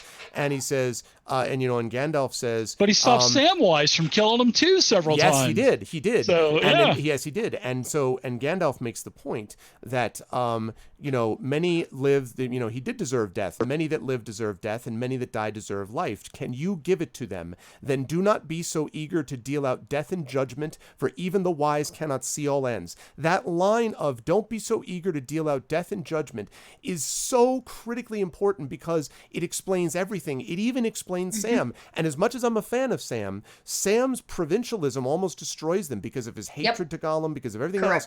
And it is Frodo's teaching Sam about mercy, so that at the very end, when Sam, who would love nothing more than to slit the throat of this thing, says, get out of here, even that is an act of mercy. And those acts of mercy are what keep them from being destroyed. Gollum dies at the end because he cannot engage in mercy. Frodo and Sam live. Why do I mention all this in the context of a game thing? Not just because I'm geeking out on Tolkien, because that was an example of a world that was created in which Tolkien invested his characters with motivation and understandings that made sense, so that you feel bad for Gollum, even though Gollum can't be saved. You can't save Gollum now. He's been utterly corrupted by the ring. And yet he's so fascinating, because as evil as he is, how can you feel anything but bad for what he's become? He's a pitiable wretch. And yet the entire fate of the world, of Middle-earth, lies on that pitiable wretch and what it is that he ultimately ends up doing, even by accident. So it's beautiful, gorgeous world building by Tolkien, precisely because it's not just I do A and it's going to automatically lead to B. It feels it's the best real. literature ever wrote, in my opinion. He's amazing. I mean, he has a whole book on just the history of the world. Yeah, I know. Yeah. Oh, I mean, man. he designed every alphabet, all of the characters for the alphabet, architecture for every race. I mean, there's so much shit in the Tolkien library that has never been published. Yeah. I mean, probably will never be published. Never be published, Oh God, I and took Turin, 2 classes on Tolkien. It was the best 2 classes I ever took. it's in college. amazing, right? Like Children of Hurin. It was a lot of such work. a beautiful book. Oh God, Love the Children of Hurin. such a beautiful book. I read Lear. Sam's tears put out the fires of Mordor. Yeah. The, Listen, the I love tales were Sam pretty good. too. I liked the tale. I loved everything. It didn't matter. So all one good. of my favorite Tolkien actually is not Lord of the Rings obviously is at the tip top, but there's a book out there, if you can find it, that is a collection. So throughout Tolkien's life, he created these characters set in the North Pole that were friends of Father Christmas, and he would write these letters to his kids as these characters, a polar bear, and these kind of things, and leave them for them every Christmas. And then there's now a collection. He has it's 20 years worth of letters to his kids written from the first person perspective of this polar bear and stuff. There's drawings of it. It's amazing. It's amazing. And his kids put it together years after he passed. Are you talking about the Book of There Lost it Tales? is. Yes! Yeah, Lost Tales. Hell Yeah. The Book of It's Lost Tales is so gorgeous. good. His work is so gorgeous. I also have to say, I went to see the Tolkien exhibit at the Morgan Library. The Morgan Library in New York. They had a display here, and I run, of course, Adventures Middle Earth campaign with Amal El-Matar, is also a huge Tolkien fan, and we've talked quite a bit about this. He was not only an amazing world builder, he really loved his kids. And you're like, okay, whatever. This is just going to be a kiss obsession. That's not the point. He loved his kids, and he built worlds for them too. His kid has this one letter that he talked about in which he, when he was little, had this recurring nightmare about this owl that would show up on his bedpost and basically stare down at him. And he used to wake up, and he was 4 or 5, and he would wake up horrified. And so Tolkien heard this, and he said, I want you to describe the owl. And he described him. He was like, now I want you to draw it exactly as it looks. And he drew the owl, and Tolkien wrote a story about the owl and read it to him, and the kid never had a nightmare again, and that nightmare again. And he said later on, I believe it was his son Michael said that his father was the only person who had ever taken children seriously, that he didn't just say, whatever, it'll be fine, or poor dear, and kiss their forehead. He took it seriously, and he's like, describe it to me, and now we are going to face it together. I love that story because I feel that love coming through all of his work. And one of the things I love about the Adventures of Middle Earth campaign, again, they've done so beautifully in capturing the environment. So the bittersweet feeling of triumph and loss and beauty and sadness and, sort of fading, and yet the beauty that comes from it's just utterly gorgeous. And I think you could do worse than to create a world that feels that way. And actually, that leads me to one last thing about this topic that I would ask both of you, which is, how do we create a world that feels close enough to what people know that they will not feel utterly lost, and yet a world that they can inhabit? Part of it, we've talked quite a bit about following the players where they lead, and that's cool. But how do we create an environment where the people feel grounded enough that they're like, okay, I can cast off from the shore and not worry that I'm going to drown? How do you do that? Because I'm thinking, Dot, for example, about the Appliance Wars thing.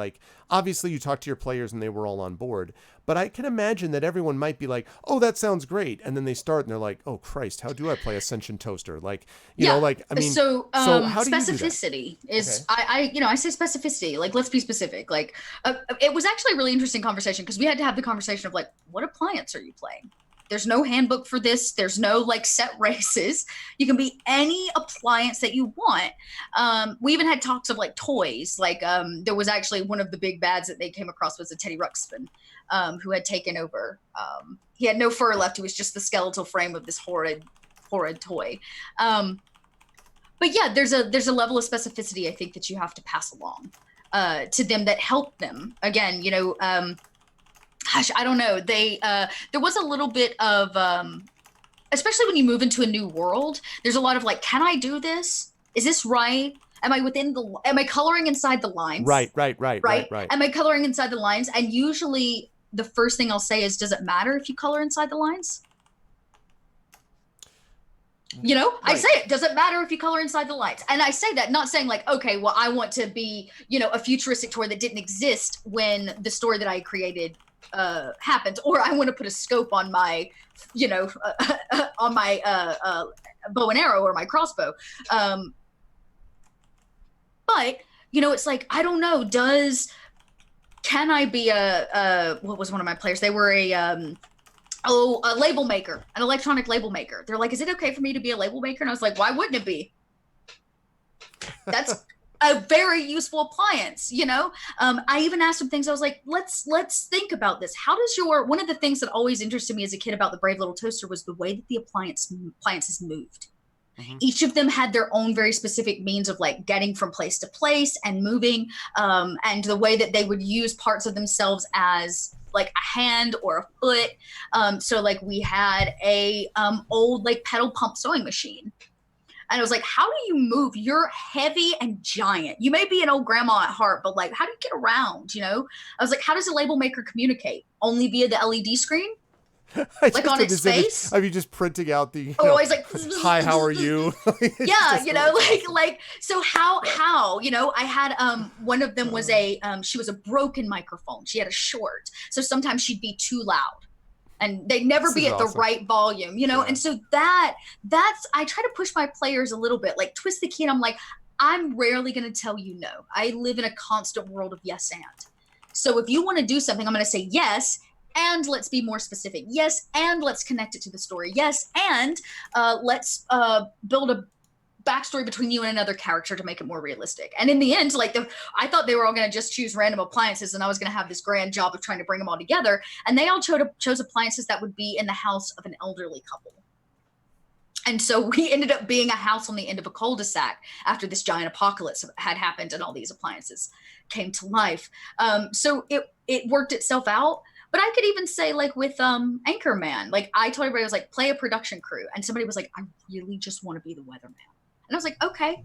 The rest of the Anchormen are going to be kidnapped. They don't want the weatherman anyways.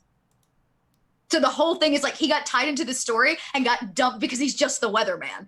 That's so they kidnapped everybody else, which added this like ranking system. It was just hysterical. I actually have a tree of like whose head anchor, like it tears down, and the weatherman's like at the bottom before the production team, you know, and they like forgot about him. Oh no, we can't hear you. You're muted. You're muted, dude. Oh, I bet you're saying great stuff. Oh no, I was like, I love Lamp. I said that a couple times. Yeah. But I would imagine that, you know, the sportscaster would be probably one notch up above the weatherman. Right. So, right. Yeah. And so it was just the weatherman. Yeah. And he was like, I just really want to be the weather guy. And I was like, well, everybody else likes the idea of being production crew, but I love this. Like the setup is that you should have been part of it, but they didn't invite you to come to the thing where basically they got kidnapped. It was a warehouse suit sale. Was the trap for all the Anchormen. The generation too. So, you know, it's obviously late 80s, you know, late 70s, early 80s. You can tie in all this other great 80s genre stuff. I mean, that would be such a kick-ass game. It was such a fun game. It's still to this day one of my shining accomplishments of just like joy, just sheer joy, because they also loved Anchorman. That was the other thing, is like you really have to love the movies to like get the humor, you know. And it, you know, to tie into what we're talking about, Arv too, the joy of that, and like making it really specific allowed me to do fun things. Like at the top of all the Anchorman movies, they have that monologue, right? In the world of the Anchorman, the news reigns supreme. You know, there's like that monologue at the top. Right. So at the top of every one of our games, I wrote one of those. The voice of God. That's the awesome. Voice of God because it's just like the style of it. But it really does. I think there's this level of specificity, and you do have to walk a fine line between like you can't give your players everything. But to get from them what you want and to help with that paralysis that can often come with being out of the norm or being out of something that we understand, like a fantasy world, easy. Being a sentient appliance, not easy. You know, so how we do that. And I think sometimes you as the GM have to say, okay, that's a great idea. Let's yes and it. Let's take it up a notch. Let's be more specific. How can we give you what you want, but also make the world richer because of what you chose to do, you know? Yeah, and I'm going to come back to this a little bit. There is a central, I think, point of accessibility that allows that to happen, but we'll come back to that.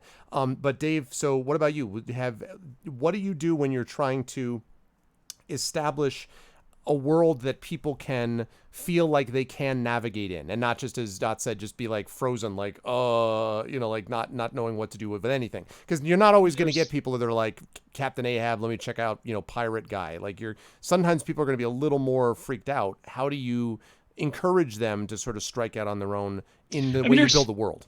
First off, I would be Ron Burgundy dragging a teleprompter all over the place with me.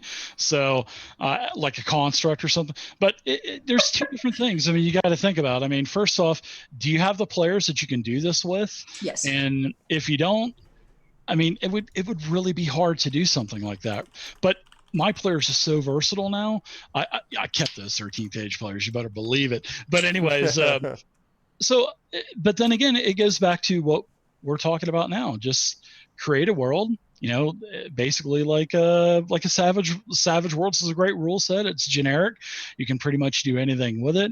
It's versatile. Once you learn the system, you can quantum leap them all around. You could do sci-fi, you can do fantasy, and you can have a lot of fun doing it that way. I mean, I think the players would appreciate something like that, warping into a world and medieval, gear and swords into a modern day war zone. All of a sudden they're in the middle of Vietnam and the Vietnam War. Now, what the hell are you? I mean, but you just have to have the players. I mean, and then you just, like me, I'm an 80s kid. I always go to like 80s and 90s shit. So everything a lot of the stuff that I inject into my games, for a comedical factor or whatever, is always 80s and 90s stuff. Maybe some modern day stuff. Maybe I'll put in Justin Bieber or something like that just to kind of troll him a little bit. But I mean, it's funny. You should know that my witch girl, one of her extreme dislikes is Taylor Swift. That's it's her like kryptonite. Taylor Swift is her kryptonite. Oh, God. Did she have a song that was kryptonite or something like that? Oh, did she? Was it Janet or some shit like that? I don't know. I don't know all you modern day kids and your twerking and all that shit. I don't know what's going on. I don't know. I'm dead. But I would just have fun with it. I mean, if you don't want to run modules, I mean, I do it because of time, but then again, I end up changing everything and changing names. So I put so much time into changing everything in the first place. So, I mean, just have fun with it. Just inject your own, it doesn't have to be 100% serious all the time. No. I know I specialize in non-serious GMing. Yeah. I've watched a lot of games on Twitch. I'll just put them in the background and just listen. And some games are just, I mean, like I said, some games are just, you kick in the door, this is what you see, roll initiative. There's nothing else. And then it just goes into, I attack, I move. You got to have fun with it. I mean, and that sucks so much. It can suck so much. I mean, unless that's what your players are seeking, it can suck so much life from your game. Because think about it. I have actually run entire D&D games where we don't end up in combat because my players don't choose that option. Yeah. They may try to talk their way out of it or sneak their way in, and I think it's really important. I mean, even bribe. now, audience, you can bribe your way challenge in. It. Yeah, I'll tell you this: even now, when you write an Adventures League module that's going through Wizards, you are required to talk about your encounters in a combat way, and a social format, and in a skill-based way. So even Wizards, I'm like putting out a game that is 100% about combat. Okay, let's be real. Even says, what are other ways of dealing with this when you write the modules now? And still reward them. I mean, you don't have to fight to get experience. Well, that's right. Correct. I mean, like hell, if you bribe your way through, give him an item. Give Snaggletooth the orc 50 gold that he wants for passage, even though the road isn't his. I mean, sometimes when there's 20 orcs. Well, I mean, if it is D&D, you can probably take 20 orcs at level 1 anyway. But anyways, give your players XP, and like my players are like, we didn't do anything. I'm like, you got out of this encounter. You had here's experience for the audience with the king, or traversing the broken bridge with a skill challenge. I mean, this is all stuff that it all adds up. I mean, even my Witch Girl Adventures game that I'm running, that book, they give something called VOO dollars. That's their like experience points or whatever. But VOO dollars, I like it. VOO dollars, isn't that great? And then you spend your VOO dollars to buy yourself up new dice levels or whatever. But anyways, it's so cute. But you can give VOO dollars for showing up in cosplay, which I think is really interesting. Yeah. So you can gain experience for just being there and giving yourself to the game, which is also part of the bravery of playing a tabletop game. That's It's like right. saying, like diving in the participation piece, That's right. which I really love. When I started giving an extra inspiration for someone doing the recap from the previous week, everybody's fighting to do the recap then. And they take notes. Wanted to do it. Everybody's just sitting there like, yep. They want to. They want to invest in inspiration. Exactly. That then they start. Well, I think I'll do it this week, and then they start taking turns, and it's all good. And they Reward get your invested, players. and what I love the most is when they get invested then in each other's stories. One of the coolest things for me has been watching when you have someone who is more oriented towards combat or more oriented towards RP. And trust now that when we will have, and we often will have sessions where there is no combat or sessions where there's a lot more combat and a lot less RP, everyone knows that we'll get there. Like there will be in the overall scheme of the way that the adventure goes, they'll get there. And what's interesting is that they then become excited and increasingly fire. What did you say? I accidentally burped. I hope you didn't hear it. Oh, no. I was like, all right, well, no. Okay. Like, no, I get it. I mean, I see how that's how we roll, and that's just fine. No, like they get so fired up by doing things that they wouldn't have done before, even in RP. I had a guy who did no RP leading up to this, except what you would do maybe in a computer role-playing game. But he had like the radial window, right? Like do this and like choose this or choose this, and like these are the BioWare options or whatever, right? As opposed to coming up with something himself. But he ended up role-playing it beautifully, and I think looked forward to the role-playing moments way more than he had expected, because he felt like he could be invested in the world in the way that it operated, which I think was, ended up being really important here too. And a lot of players don't even realize that you don't even have combat when they're having fun for 3-4 hours. Right. They're like, and then you give it, then you just slam the door in their face at the end with the massive cliffhanger, and they're like, "Oh, Dave, I want more. Because they want more, They want more. It's 100% true. I want to go back to a question that Red Layer brought up, which I think is an important one, and this is sort of one of the things I was thinking about with the question that I asked about grounding in a world that they know, which was, how do you approach parties going in a direction that will lead them to a party wipe? Do you interject or just let it happen? So this is a very, very... This is the question that gets debated all the time about how you handle what the party will do. And I will give my answer, and then I want to hear what my esteemed co-panelists think. My view on this is that I generally like to feel that I have given enough information and put enough things out there that they know what the risk is going to be. In the game that I'm currently playing in the D&D universe with Curse of Strahd, they know that if they're just like, nope, gonna take on Strahd, if they just go and deal with this, they will get utterly annihilated. And the reason that that's important is that they will let down each other in doing that, right? They will let down even the NPCs that have traveled with them. There's something bad happened to a couple of the kids that they were watching over, and they were just like this. They're like, I hate this guy, which is exactly what you're supposed to do with Strahd. You're supposed to make him into a villain who is so loathsome on every level, right? And yet is way beyond your abilities without doing a lot of extra sort of, work and, building up and getting allies and all the rest of it. So that if they decided they're like, nope, I'm going straight off and I'm going to go take this bastard down.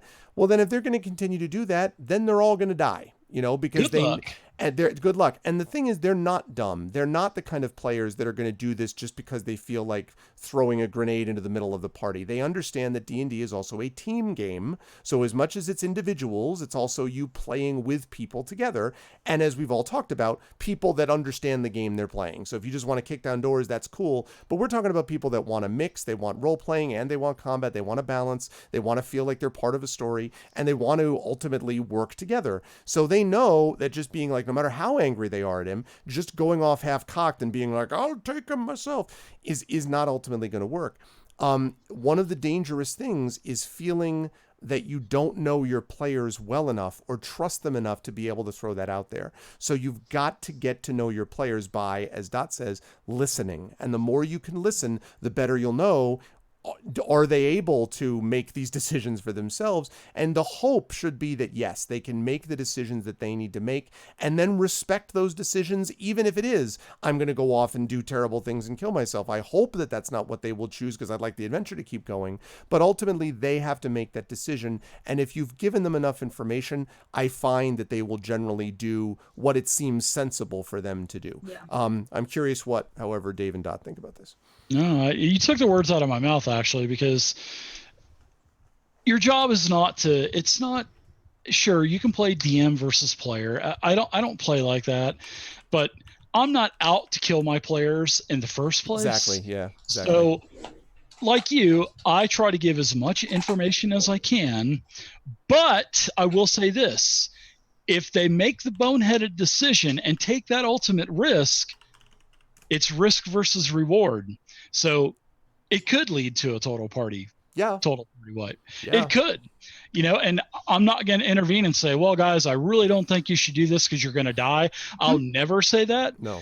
But I'll give them enough information, like, guys, the history of this, Strahd von Zedovich, he cannot die, and this. You've heard this in the tales, the stories. The NPCs all back away from you in the tavern, right? They're all like, okay. Yeah, exactly. And when you lay those boundaries, and if they still say, it's okay, we're not going to die, it's D&D 5th edition, we're just going to charge in with our extra attacks and fireballs. Yes. But if you do kill him, you get lucky, he doesn't die anyway. Right. He just comes back later on. You know what, though, Dave? I want to say that's 100% true, and I want to add to that. I honestly think that if you've given that information, and if your players are, good actors not meaning good actors as in I act, but as in good people that are trying to do the right thing for the game, right? They want they're playing it with good faith. If they are playing it in good faith, then in that situation, if they don't do it, I think we have failed to demonstrate in the world that we created that Strahd is not someone you mess with without a huge amount of planning behind it, right? Like, if we don't do that, if I don't do that, and if my party's like, oh no, it's cool, we'll go take him, and it's just D&D 5e, that's on me. Like, I somehow then didn't set up the world the right way, if, again, they are doing it in good faith. So the more realistic you make the world, the less likely they're ever going to do that, because they're going to be like, I'm not just playing a game here, I'm in Barovia, and Jesus, I can't go after this guy until, I'm going to get destroyed here, because the world supports that. That builds off of kind of what I was going to say, which is, I think, as a GM, your job is to set up stakes. Yes. No story exists without stakes. Yes. And if your stakes are too low, your players don't care. I get that question all the time. My players just don't care about the story. They just want to do what they want to do. And I was like, your stakes aren't high enough. Raise them. Right. Raise them. Get them higher, because the moment you've raised the stakes in the world that you've created, your players don't have a choice. The other thing, too, I think we all know that in a combat-based game, your character might die. I have no worries in Maggie's witch and spellcraft game right now that my character's going to die. That's not what the game is about. We've not even had legitimate combat. Yeah, no, I'm just kidding. Don't tell her. Next episode, you can see this hat where Dot used to be. And no, there are definite stakes, and we got a lot of them last game, but I'm not in the place where I believe that my character's going to die. Right. So part of it is also the game. But D&D, there is always, they tell you in the player's handbook, why did you leave the house as an adventurer today when you could have just been a peasant going to the well? Why did you take up being on the road? Because there is danger in that. There's danger in being an adventurer. And so when you set the stakes, when you let your players know that's it. And the other thing too is stories have to end. And if they end with the death of a party member or the death of a party, that's the story that's told. So many times I get players that are like, oh, I wish it had ended differently. But why? Why can't we accept the way that it ended? If your players don't eat your stakes, they die headfirst, and they go up against Strahd and they all die, that's still an okay story. Of course. And they don't have their stake to kill Strahd. Right, and they don't have their steak to kill Strahd. So, right, and that's okay. And they can't celebrate by eating a steak. Right, and you know what? I'll Afterwards. flip that on its head too to say, you know, I run a lot of mini campaigns. Like right now, I'm running this 5-parter. I'm gonna go ahead and tell you what I had laid out for 5 episodes. They are not gonna get to. Okay. And I told them last time, I was like, be prepared. Our story is gonna end where it ends. And It you ends can where always it do ends. it down the line with And that's another what we're group of planning on players. doing. Yeah, that's Right. totally what we're planning on And see doing, how, right? yeah, see if it lasts the 5. And they the become 5 part of the episodes. history for those later group of players. Correct. Of this group that Yeah. Yeah. And so there's this acceptance that we have to have. There's the concept of an ever-going campaign gives me the worst anxiety, because that means that your story has no end. You're not expecting it to end. Yes. Stories need an ending. No more 250-page hardbacks anymore. We way. don't need that. And I think No it's way. great. I think it's one, I mean, even like, you know, I think podcasts are super duper guilty of this because we want the podcast to go on forever. They don't function like streams do with nice like endings. Right. And our podcast is coming up on its 4th volume of what will be 5 volumes. And then this story is closing, and there's a part of our audience that is beginning to panic. And we're like, but this is how we wanted this to be. This is how it was supposed to be from the beginning. It's like, we need it to come to this beautiful closure. And without closure, you don't really have a story, right? Think about how many god-awful television shows went too long. Yeah. Okay. Yeah. For all you Supernatural fans out there, you are brave fucking souls. Because let me tell you something, that show has gone on far too long. Or Lost, that way overstayed its welcome. They didn't know how to bring it to Lost, the deck. yeah, they don't know how to bring it around. Wouldn't yeah. it have just been better for us just to end at season 5 of Supernatural? Of course. And one thing about that, you know, the sort of the beauty of the ending, understanding the ending, is partly that an ending that sort of ends uncertainly, or that ends with sadness, is reasonable if it is paying off what you established at the beginning the stakes would be, right? So that there is a version of Shakespeare's King Lear in which Lear survives, Cordelia survives, and Lear gets his throne back, and Cordelia is just sort of standing by him on the throne, and everyone ends happily. What a horrific way to utterly invalidate everything that the play is trying to position as about. And remembering, and also misunderstanding. Fucking Game of Thrones. Yeah, well, and here's the thing. Yes, and here's the thing about that. Because misunderstanding the idea that part of why you write, in the case of Shakespeare, a tragedy, or in the case of Game of Thrones, a soap opera, part of the reason why you're creating a tragedy with Lear is to send a message and give an example and provide a lesson for people who say, I will not do what Lear did. I am not him. I will have a different relationship with my daughter. I will understand my children differently and my life differently.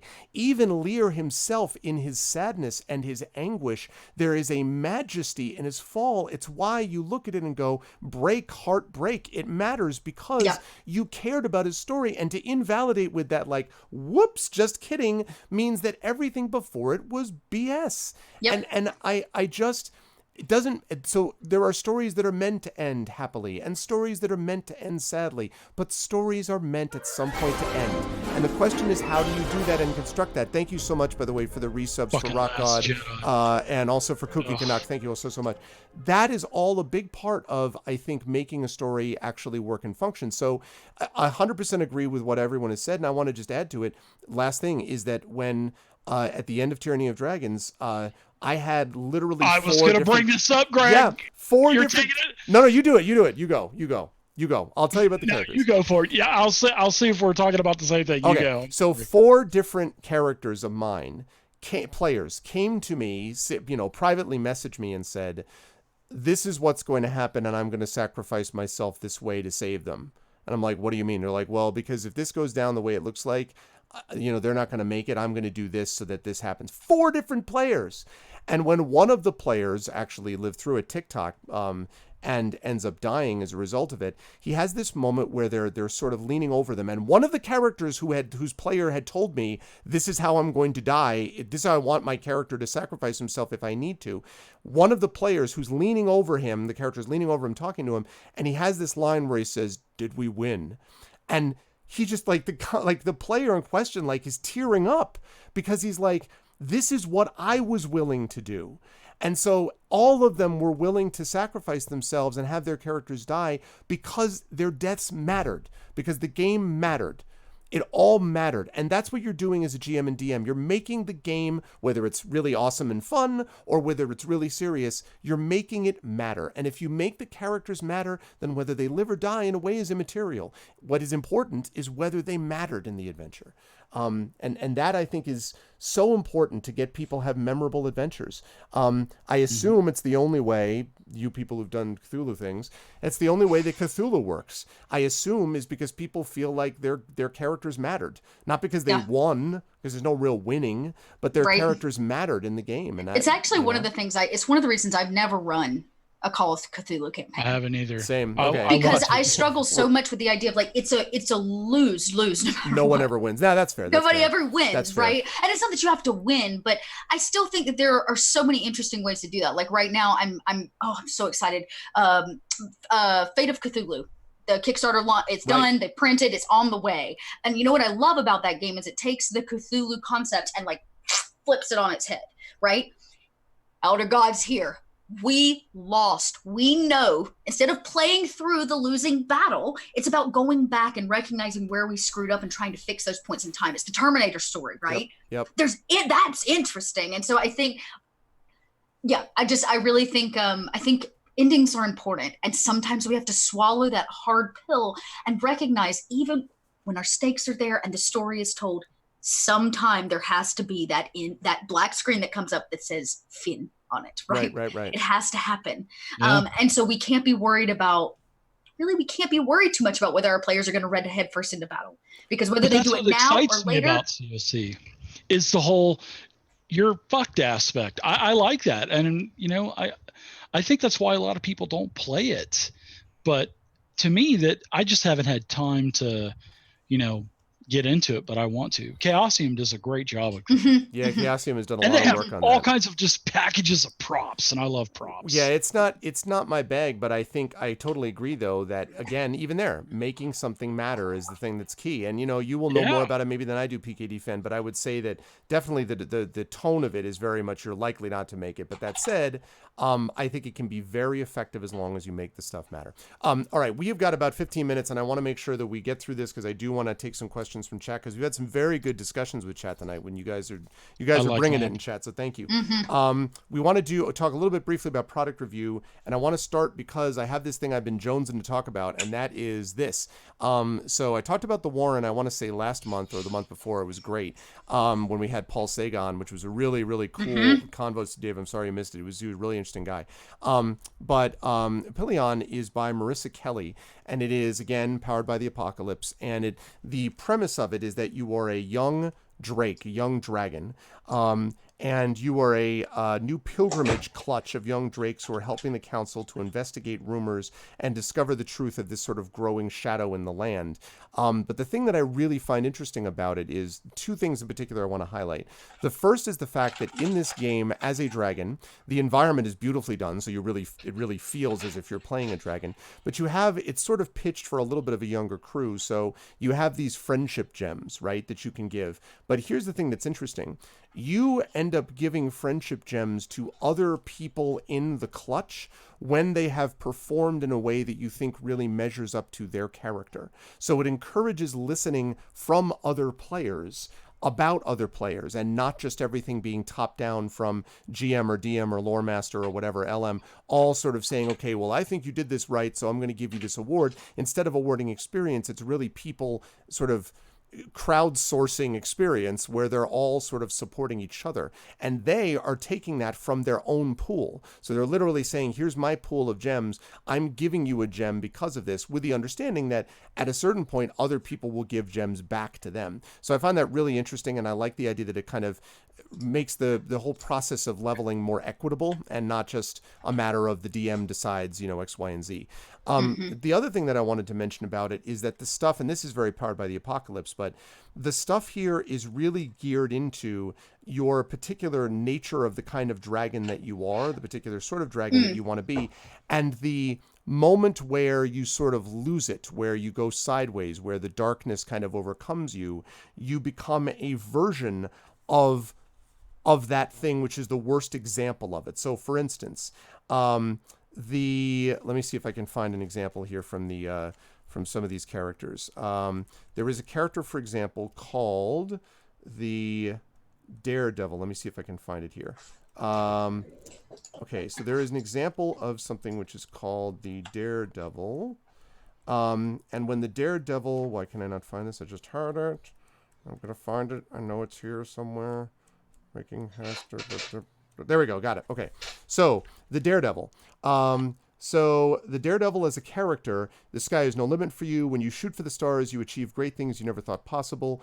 Sometimes the rush makes you lose your head. Don't flow so high, you forget about those who look up to you. So you have different moves, like Danger is my middle name, so you can get benefits to acting in dangerous situations despite the obstacles. You can be sort of someone who goes faster than others because of the nature of who you are. But your shadow self is...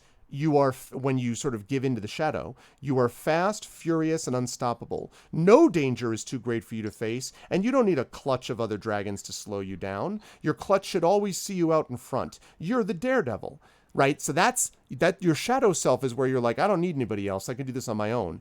And the part that I think is brilliant, return from your shadow self when a friend convinces you to admit that you need your clutch. I love this because it means that it's not... your secret weakness is this thing, which has nothing whatsoever to do with anything else. It's a version of your strength, but it's too far, right? It's your strength is being a daredevil, but when you overdo it, you become a nutcase that puts everyone at risk because of your insane behavior. And someone convinces you, not by sort of saying like, no, I'm going to shackle you, but by saying, hey, remember that time that we helped you when we did this. And that's when you are both psychologically and mechanically willing to go, you're right. Like, my bad. And that's when you return from your shadow self. I absolutely adore that conceptually. And that kind of thing is woven throughout this game. So it's really neat. I had a chance to just I was in actually a game store called Mox out in Seattle. And I picked up a couple of these, including the Warren, and which I already knew something about. And then this other one from Magpie Games, again, powered by the Apocalypse. But it's just very well done environmentally. And it really got me thinking about different ways to sort of do it. So that's my product review. You should definitely pick it up. Dave, what do you got, if anything, on the product review side? Well, I have I got so much shit. But I'm gonna be. I just I got this on Amazon. It was like 13. No, actually, I got this from the game store. It was $27 or something like that, but $25. But yeah, I got this, and then I also bought one from Amazon. I buy two, so one I usually give away. But I'm going to be running this next week around the table with Fantasy Grounds and a monitor and miniatures, and it's going to be fun. So this is I picked this up, and then I also picked up the last Dungeons and Dragons item that I need, which is up here, the old school Dungeons and Dragons basic D&D. As I drop everything, this is the Dragon's Den. This is the holy grail for me, and this is basic Dungeons and Dragons. Look at that. It's not only a board game, but it has 3 adventures that you can use for basic D&D as well. It has a bunch of like cutouts and stuff like that, and this was the last one that I needed. The box is in great shape, and yep, it was awesome.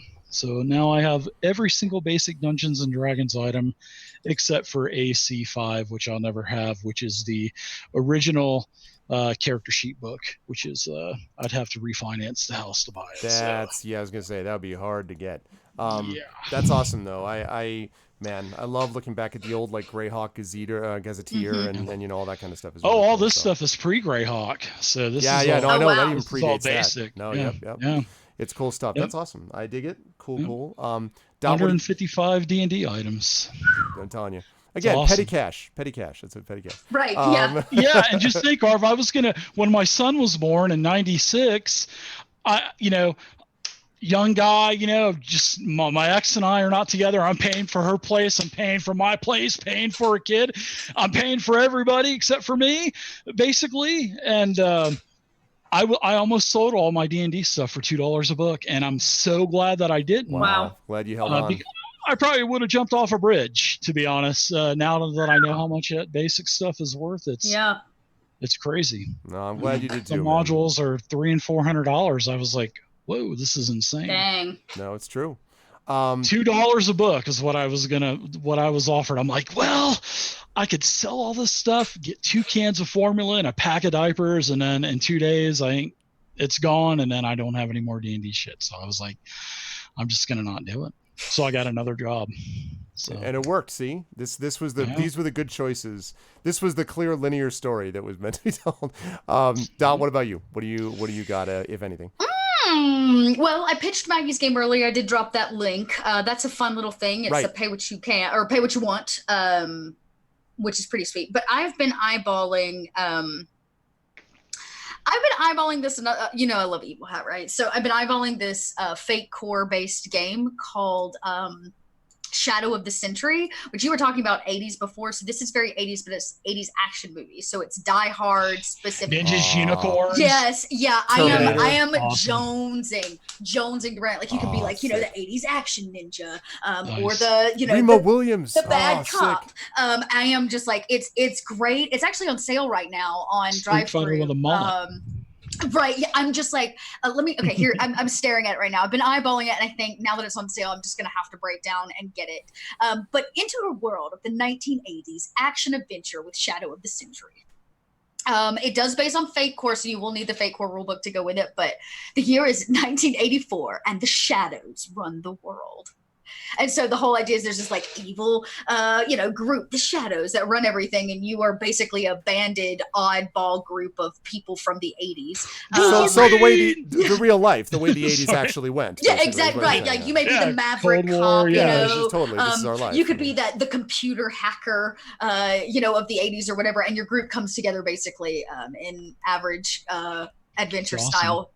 So I've been eyeballing that one a lot because I think I'd like to run it. That one I'm really stoked for. But I will say for all of you out there that are really feeling Cthulhu and you like Lovecraft stuff, I encourage you to branch out.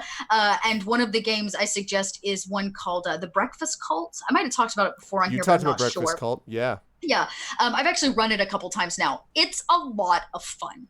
It is definitely a Lovecraftian horror, but everybody is part of a high school called Ocultar Academy. And everybody goes to this school because the government's trying to keep it hush-hush. That, like basically mutants, right? Like kids are waking with these occult type powers. So they send them to this special school where they basically get watched. And you all play the kids at this high school at Ocultar Academy who's being watched by the government and this secret entity, but very weird things are going on around you. It's really cool. That's a really fun way to like tie it in, but not be just like hard Call of Cthulhu, So yeah, that's another one that I've been playing a whole bunch of, and that's been on my radar as well. But the big one is Shadow of the Century. I'm literally staring at the page right now. I'm like, I should just do it. Shadow of the Century. This is the way I've been feeling about wanting to play a Lone Wolf game. And well, two things. I've been wanting to play Lone Wolf, and man, I've been wanting to play Sherlock Holmes. I really, I am so wanting to play. I love Sherlock Holmes. That's cool. Man, I'd love to be able to do it. Anyway, I think is there anything else? Yeah. I finally played Coriolis. Oh, you Remember did? I was talking about that? Yeah, I finally Yes. sat down. That's a really beautiful site. If you guys need a good sci-fi game, like a hard sci-fi game, Coriolis is really beautiful. Is that also? I was That's looking not at Evil that. Hat, is it? What's Coriolis? Who did? Coriolis is put out by the same people that do Tales from the Loop.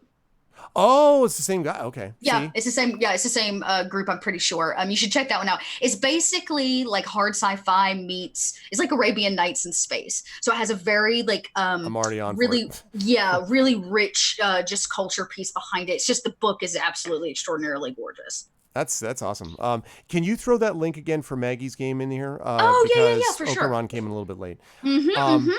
Offers are coming in, Greg. $2 a book. I know. Did you see that? It was so funny. He's like, I won't take 2, but I'll take $3 a book. $3 a book, dude. Listen, Yeah.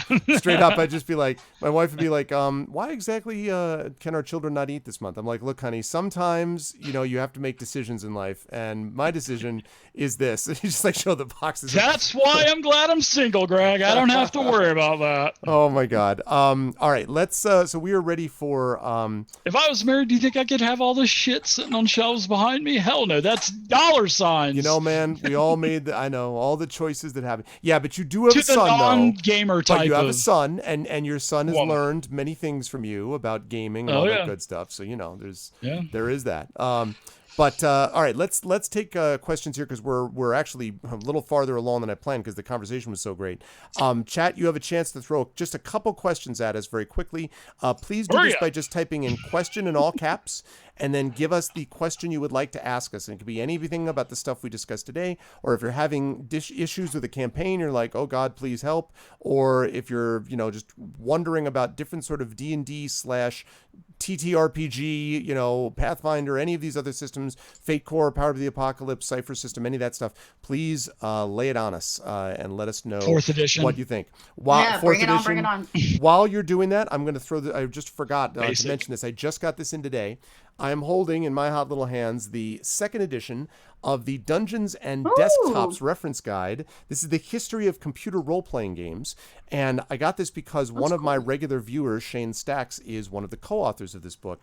And it covers everything from SSI's Golden Age to like Might and Magic and Ultima and Pool of Radiance and Dungeons of Daggerath and Sierra, all the Hero Quest games, Wasteland, Lord of the Rings, the Neverwinter Nights games, Nintendo's obviously, Forgotten Realms games.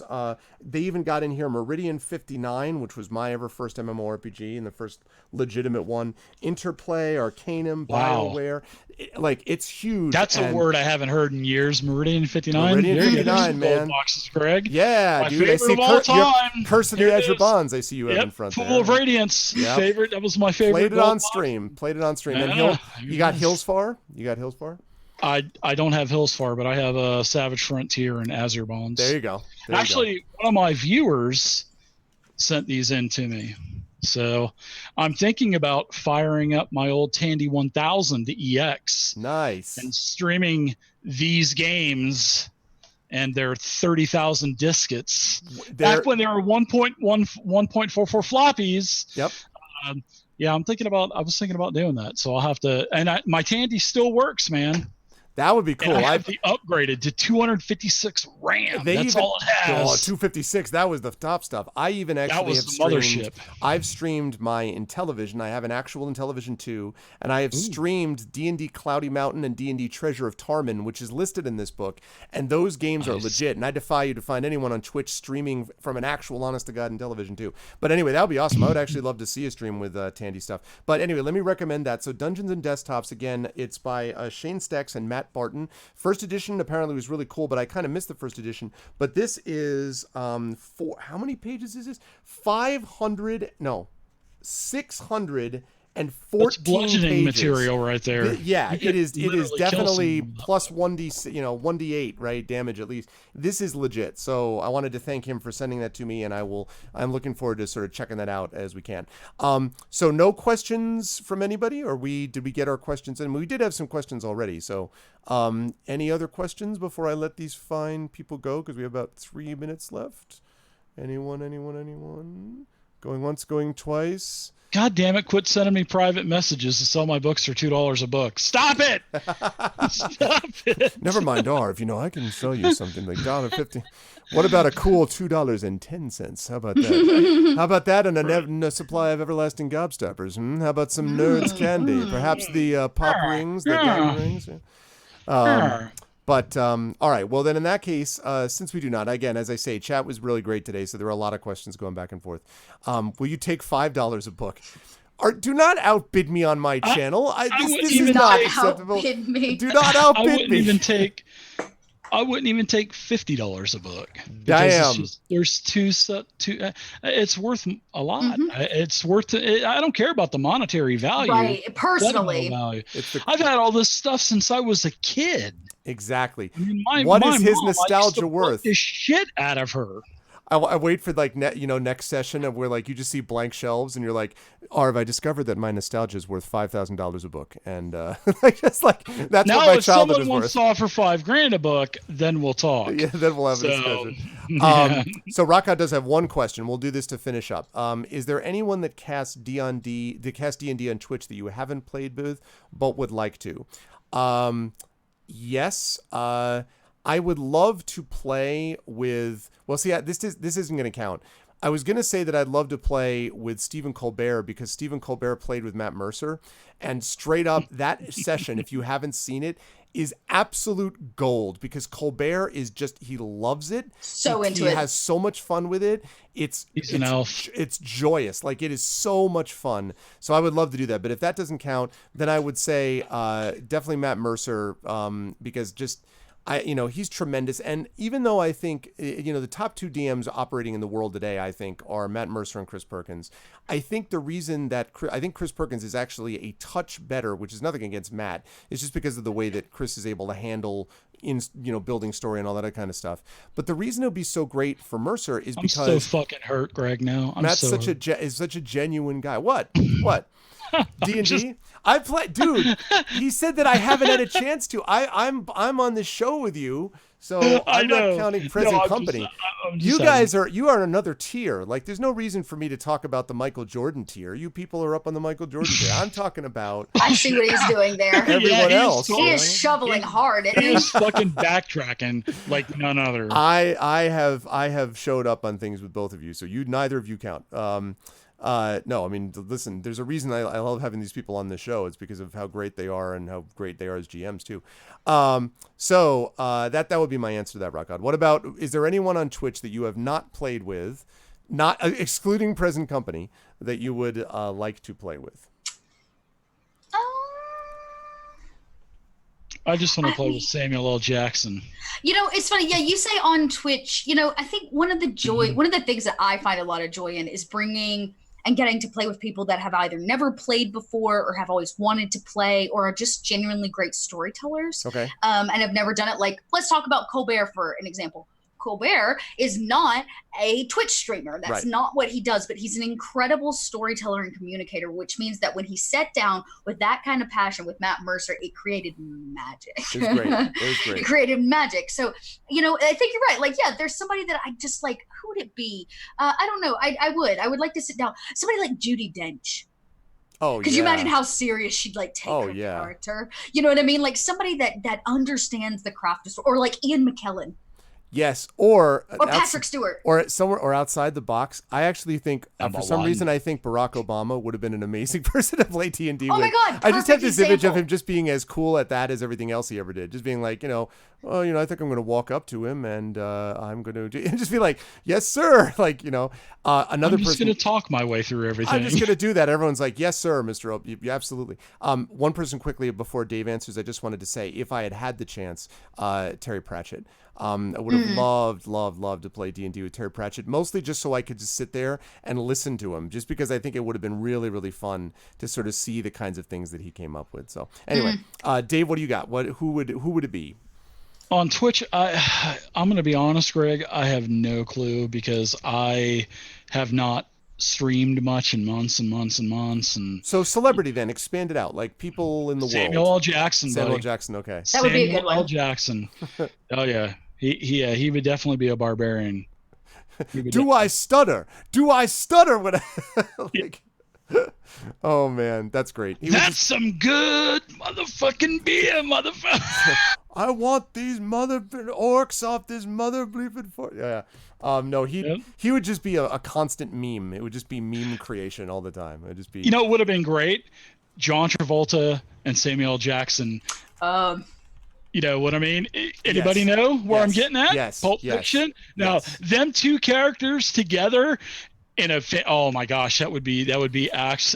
Plus, you get to play the NPC of the cleaner, right? Like you get to play, exactly. You just be like, now listen, gentlemen, I'm very good at one particular job, and you are making it very hard for me to do my job. Oh my God! If you're gonna go there, the dude from William H. Macy's character in Fargo would be another one. Like basically any William H. Macy, most things. Now I just want to run a Quentin Tarantino style game. Yeah. Well, that mostly just means you just kill everybody in the first 5 seconds, right? Although, actually, no. Can you imagine Desperado, but only because Tarantino was in it? Can you imagine Desperado, the freaking RPG? Oh, my God. In walks this Mexican. Oh, my God. Big, yeah. Oh, man. I would love it. I have an A-Team one-shot Tarantino style that I wrote. That's cool. I originally wrote it when I was in Florida, but I adapted it to El Paso and Juarez. So, yes, Quentin Tarantino, A-Team One Shot, Savage Worlds. I've been wanting to run it for a year, but So we do, however, we are to the end of our time, and we do have to kind of get out of here. And hey, Nocturne, what's up? I will say these were some good stuff. Okeron, I know someone who converted Mass Effect into a tabletop RPG. My friend Eric Scott DeBee and did a really cool job with it, so it's good stuff. Anyway, though, we do have to get rolling on out of here because we have passed an hour. I am going to be sticking around to play some games, but these folks have to get on out of here. So I will start with Dot. As always, Dot, great work today, and of course we will see you on Tuesday for our Vocalist Fun Times. Yes. But before that, and elsewhere, where can the fine, lovely people see you here, there, and everywhere? You fine folks can find me online as Little Red Dot on Twitch, Twitter, your social media platform of choice, I guess you could say. I'm a GM and a digital storyteller, and I like to work collaboratively with people on awesome networks like this one, as well as my own. So you can find me throughout the week playing all kinds of stuff. Yeah, and she's great. Dot is really great, as you can tell from seeing her here. So you should check out her stuff elsewhere. And Thanks, Arv. yeah, she's awesome. Thank you so much, Dot, as always. And yes, of course, Dot is going to be on the Arv. Dot is a Dot is a vocalist for a while, haven't I? Where have you been, Rock God? Not only is she a vocalist, she's doing Apollo Justice Ace Attorney with us right now, which is sick. Such a good game. Anyway, thank you so much, Dot. Always a pleasure. Moving right along, Dave, my friend, it was very good to have you back again. So good as always to have you on board. And where will the fine folks see you, either on the webs or out there in the public sphere? Well, I'm laying incognito for a while, so you won't be seeing me very much except for on the Masters of the Dungeon stream. And every once in a while I'll be streaming as well. I'm hoping in the next couple of months to bring back a core group of my players and do one game that will be rotating between B modules, basic D&D, the classics, and also some 4th edition Intervale Sandbox where they can go and do whatever they want. So, but that's about it. And quit sending me messages for $2 a book. And remember, $2 a book. He can afford it. He's now that the Kickstarter's in there and he's got all. And that you can also see me money. on Fantasy Grounds Fridays. I do a weekly stream for. I work full time for Fantasy Grounds. I've got the best job in the world, and you can see me there every Friday at noon Eastern Standard Time. So cool. Yep. Good stuff, man. That's it for me. Always a pleasure. Thank you to you both. Great time. I was planning on going to bed 2 hours ago. Thanks to all for being interesting to keep me up. Oh, well, thank you, Krellin. We appreciate that very much. Yeah. Thank you so much again to Little Red Dot. Thank you so much to Dave, the Digital DM. All wonderful people. You folks are great. And I will catch you all either, in some cases earlier than this, but otherwise I'll catch you next month on this show. Chat, could you get some love for Dave and for Dot? Thank you both so much. Bye. See you soon. And that is going to do it for that. But it is not going to do it for us overall because I do have more stuff that I'm going to do. Thank you for the cheer. Thank you so much, Bel Muerte. And Rock Out, I'm just giving you a hard time, bro. You know how much, all the love, man. That is going to do it for the show, for that part of the show, but it is not going to do it overall because we are going to play probably about an hour and a half or so of some Deus Ex Human Revolution. So just give me 1 second here whilst I get this stuff geared up. Hold on a second. I got to get rid of this. No, there we go. I got to get rid of this. I have so many things on here now. Got to get rid of this. Then we got to turn on where's my webcam at? Here's my webcam. All right, so we can transition over that way. Lovely. All right, so we are going to be moving on to some place in Deus Ex. For those of you who are watching this as a VOD, Masters of the Dungeon, I'm going to stop the recording so that folks can have that done, and then we are going to start up again. I'm going to take a quick 5-minute break, and then I'm going to, so I can get set up for the next stream, and then I will be back with some Deus Ex Human Revolution. If you like what you heard, please follow the channel. Thank you so much for the cheers. That's definitely a big help. Also, consider supporting us by checking out the YouTube, the Discord. Please make sure to check out our shop, our merchandise area. Please as well follow the channel, and also make sure that you support the Patreon if you can, !Arftreon. You can get some cool stuff for you, including character backgrounds and stuff like that written for you, epic poems and the like. And of course, that sub button right above the video window also helps as well. So thanks. Please consider doing all of that. That would be lovely. Thanks to all those who did all that stuff so far. So let me stop the recording now. Thanks to all of you who watched episode 20 of Masters of the Dungeon. Thank you so much for that. Let me stop recording now.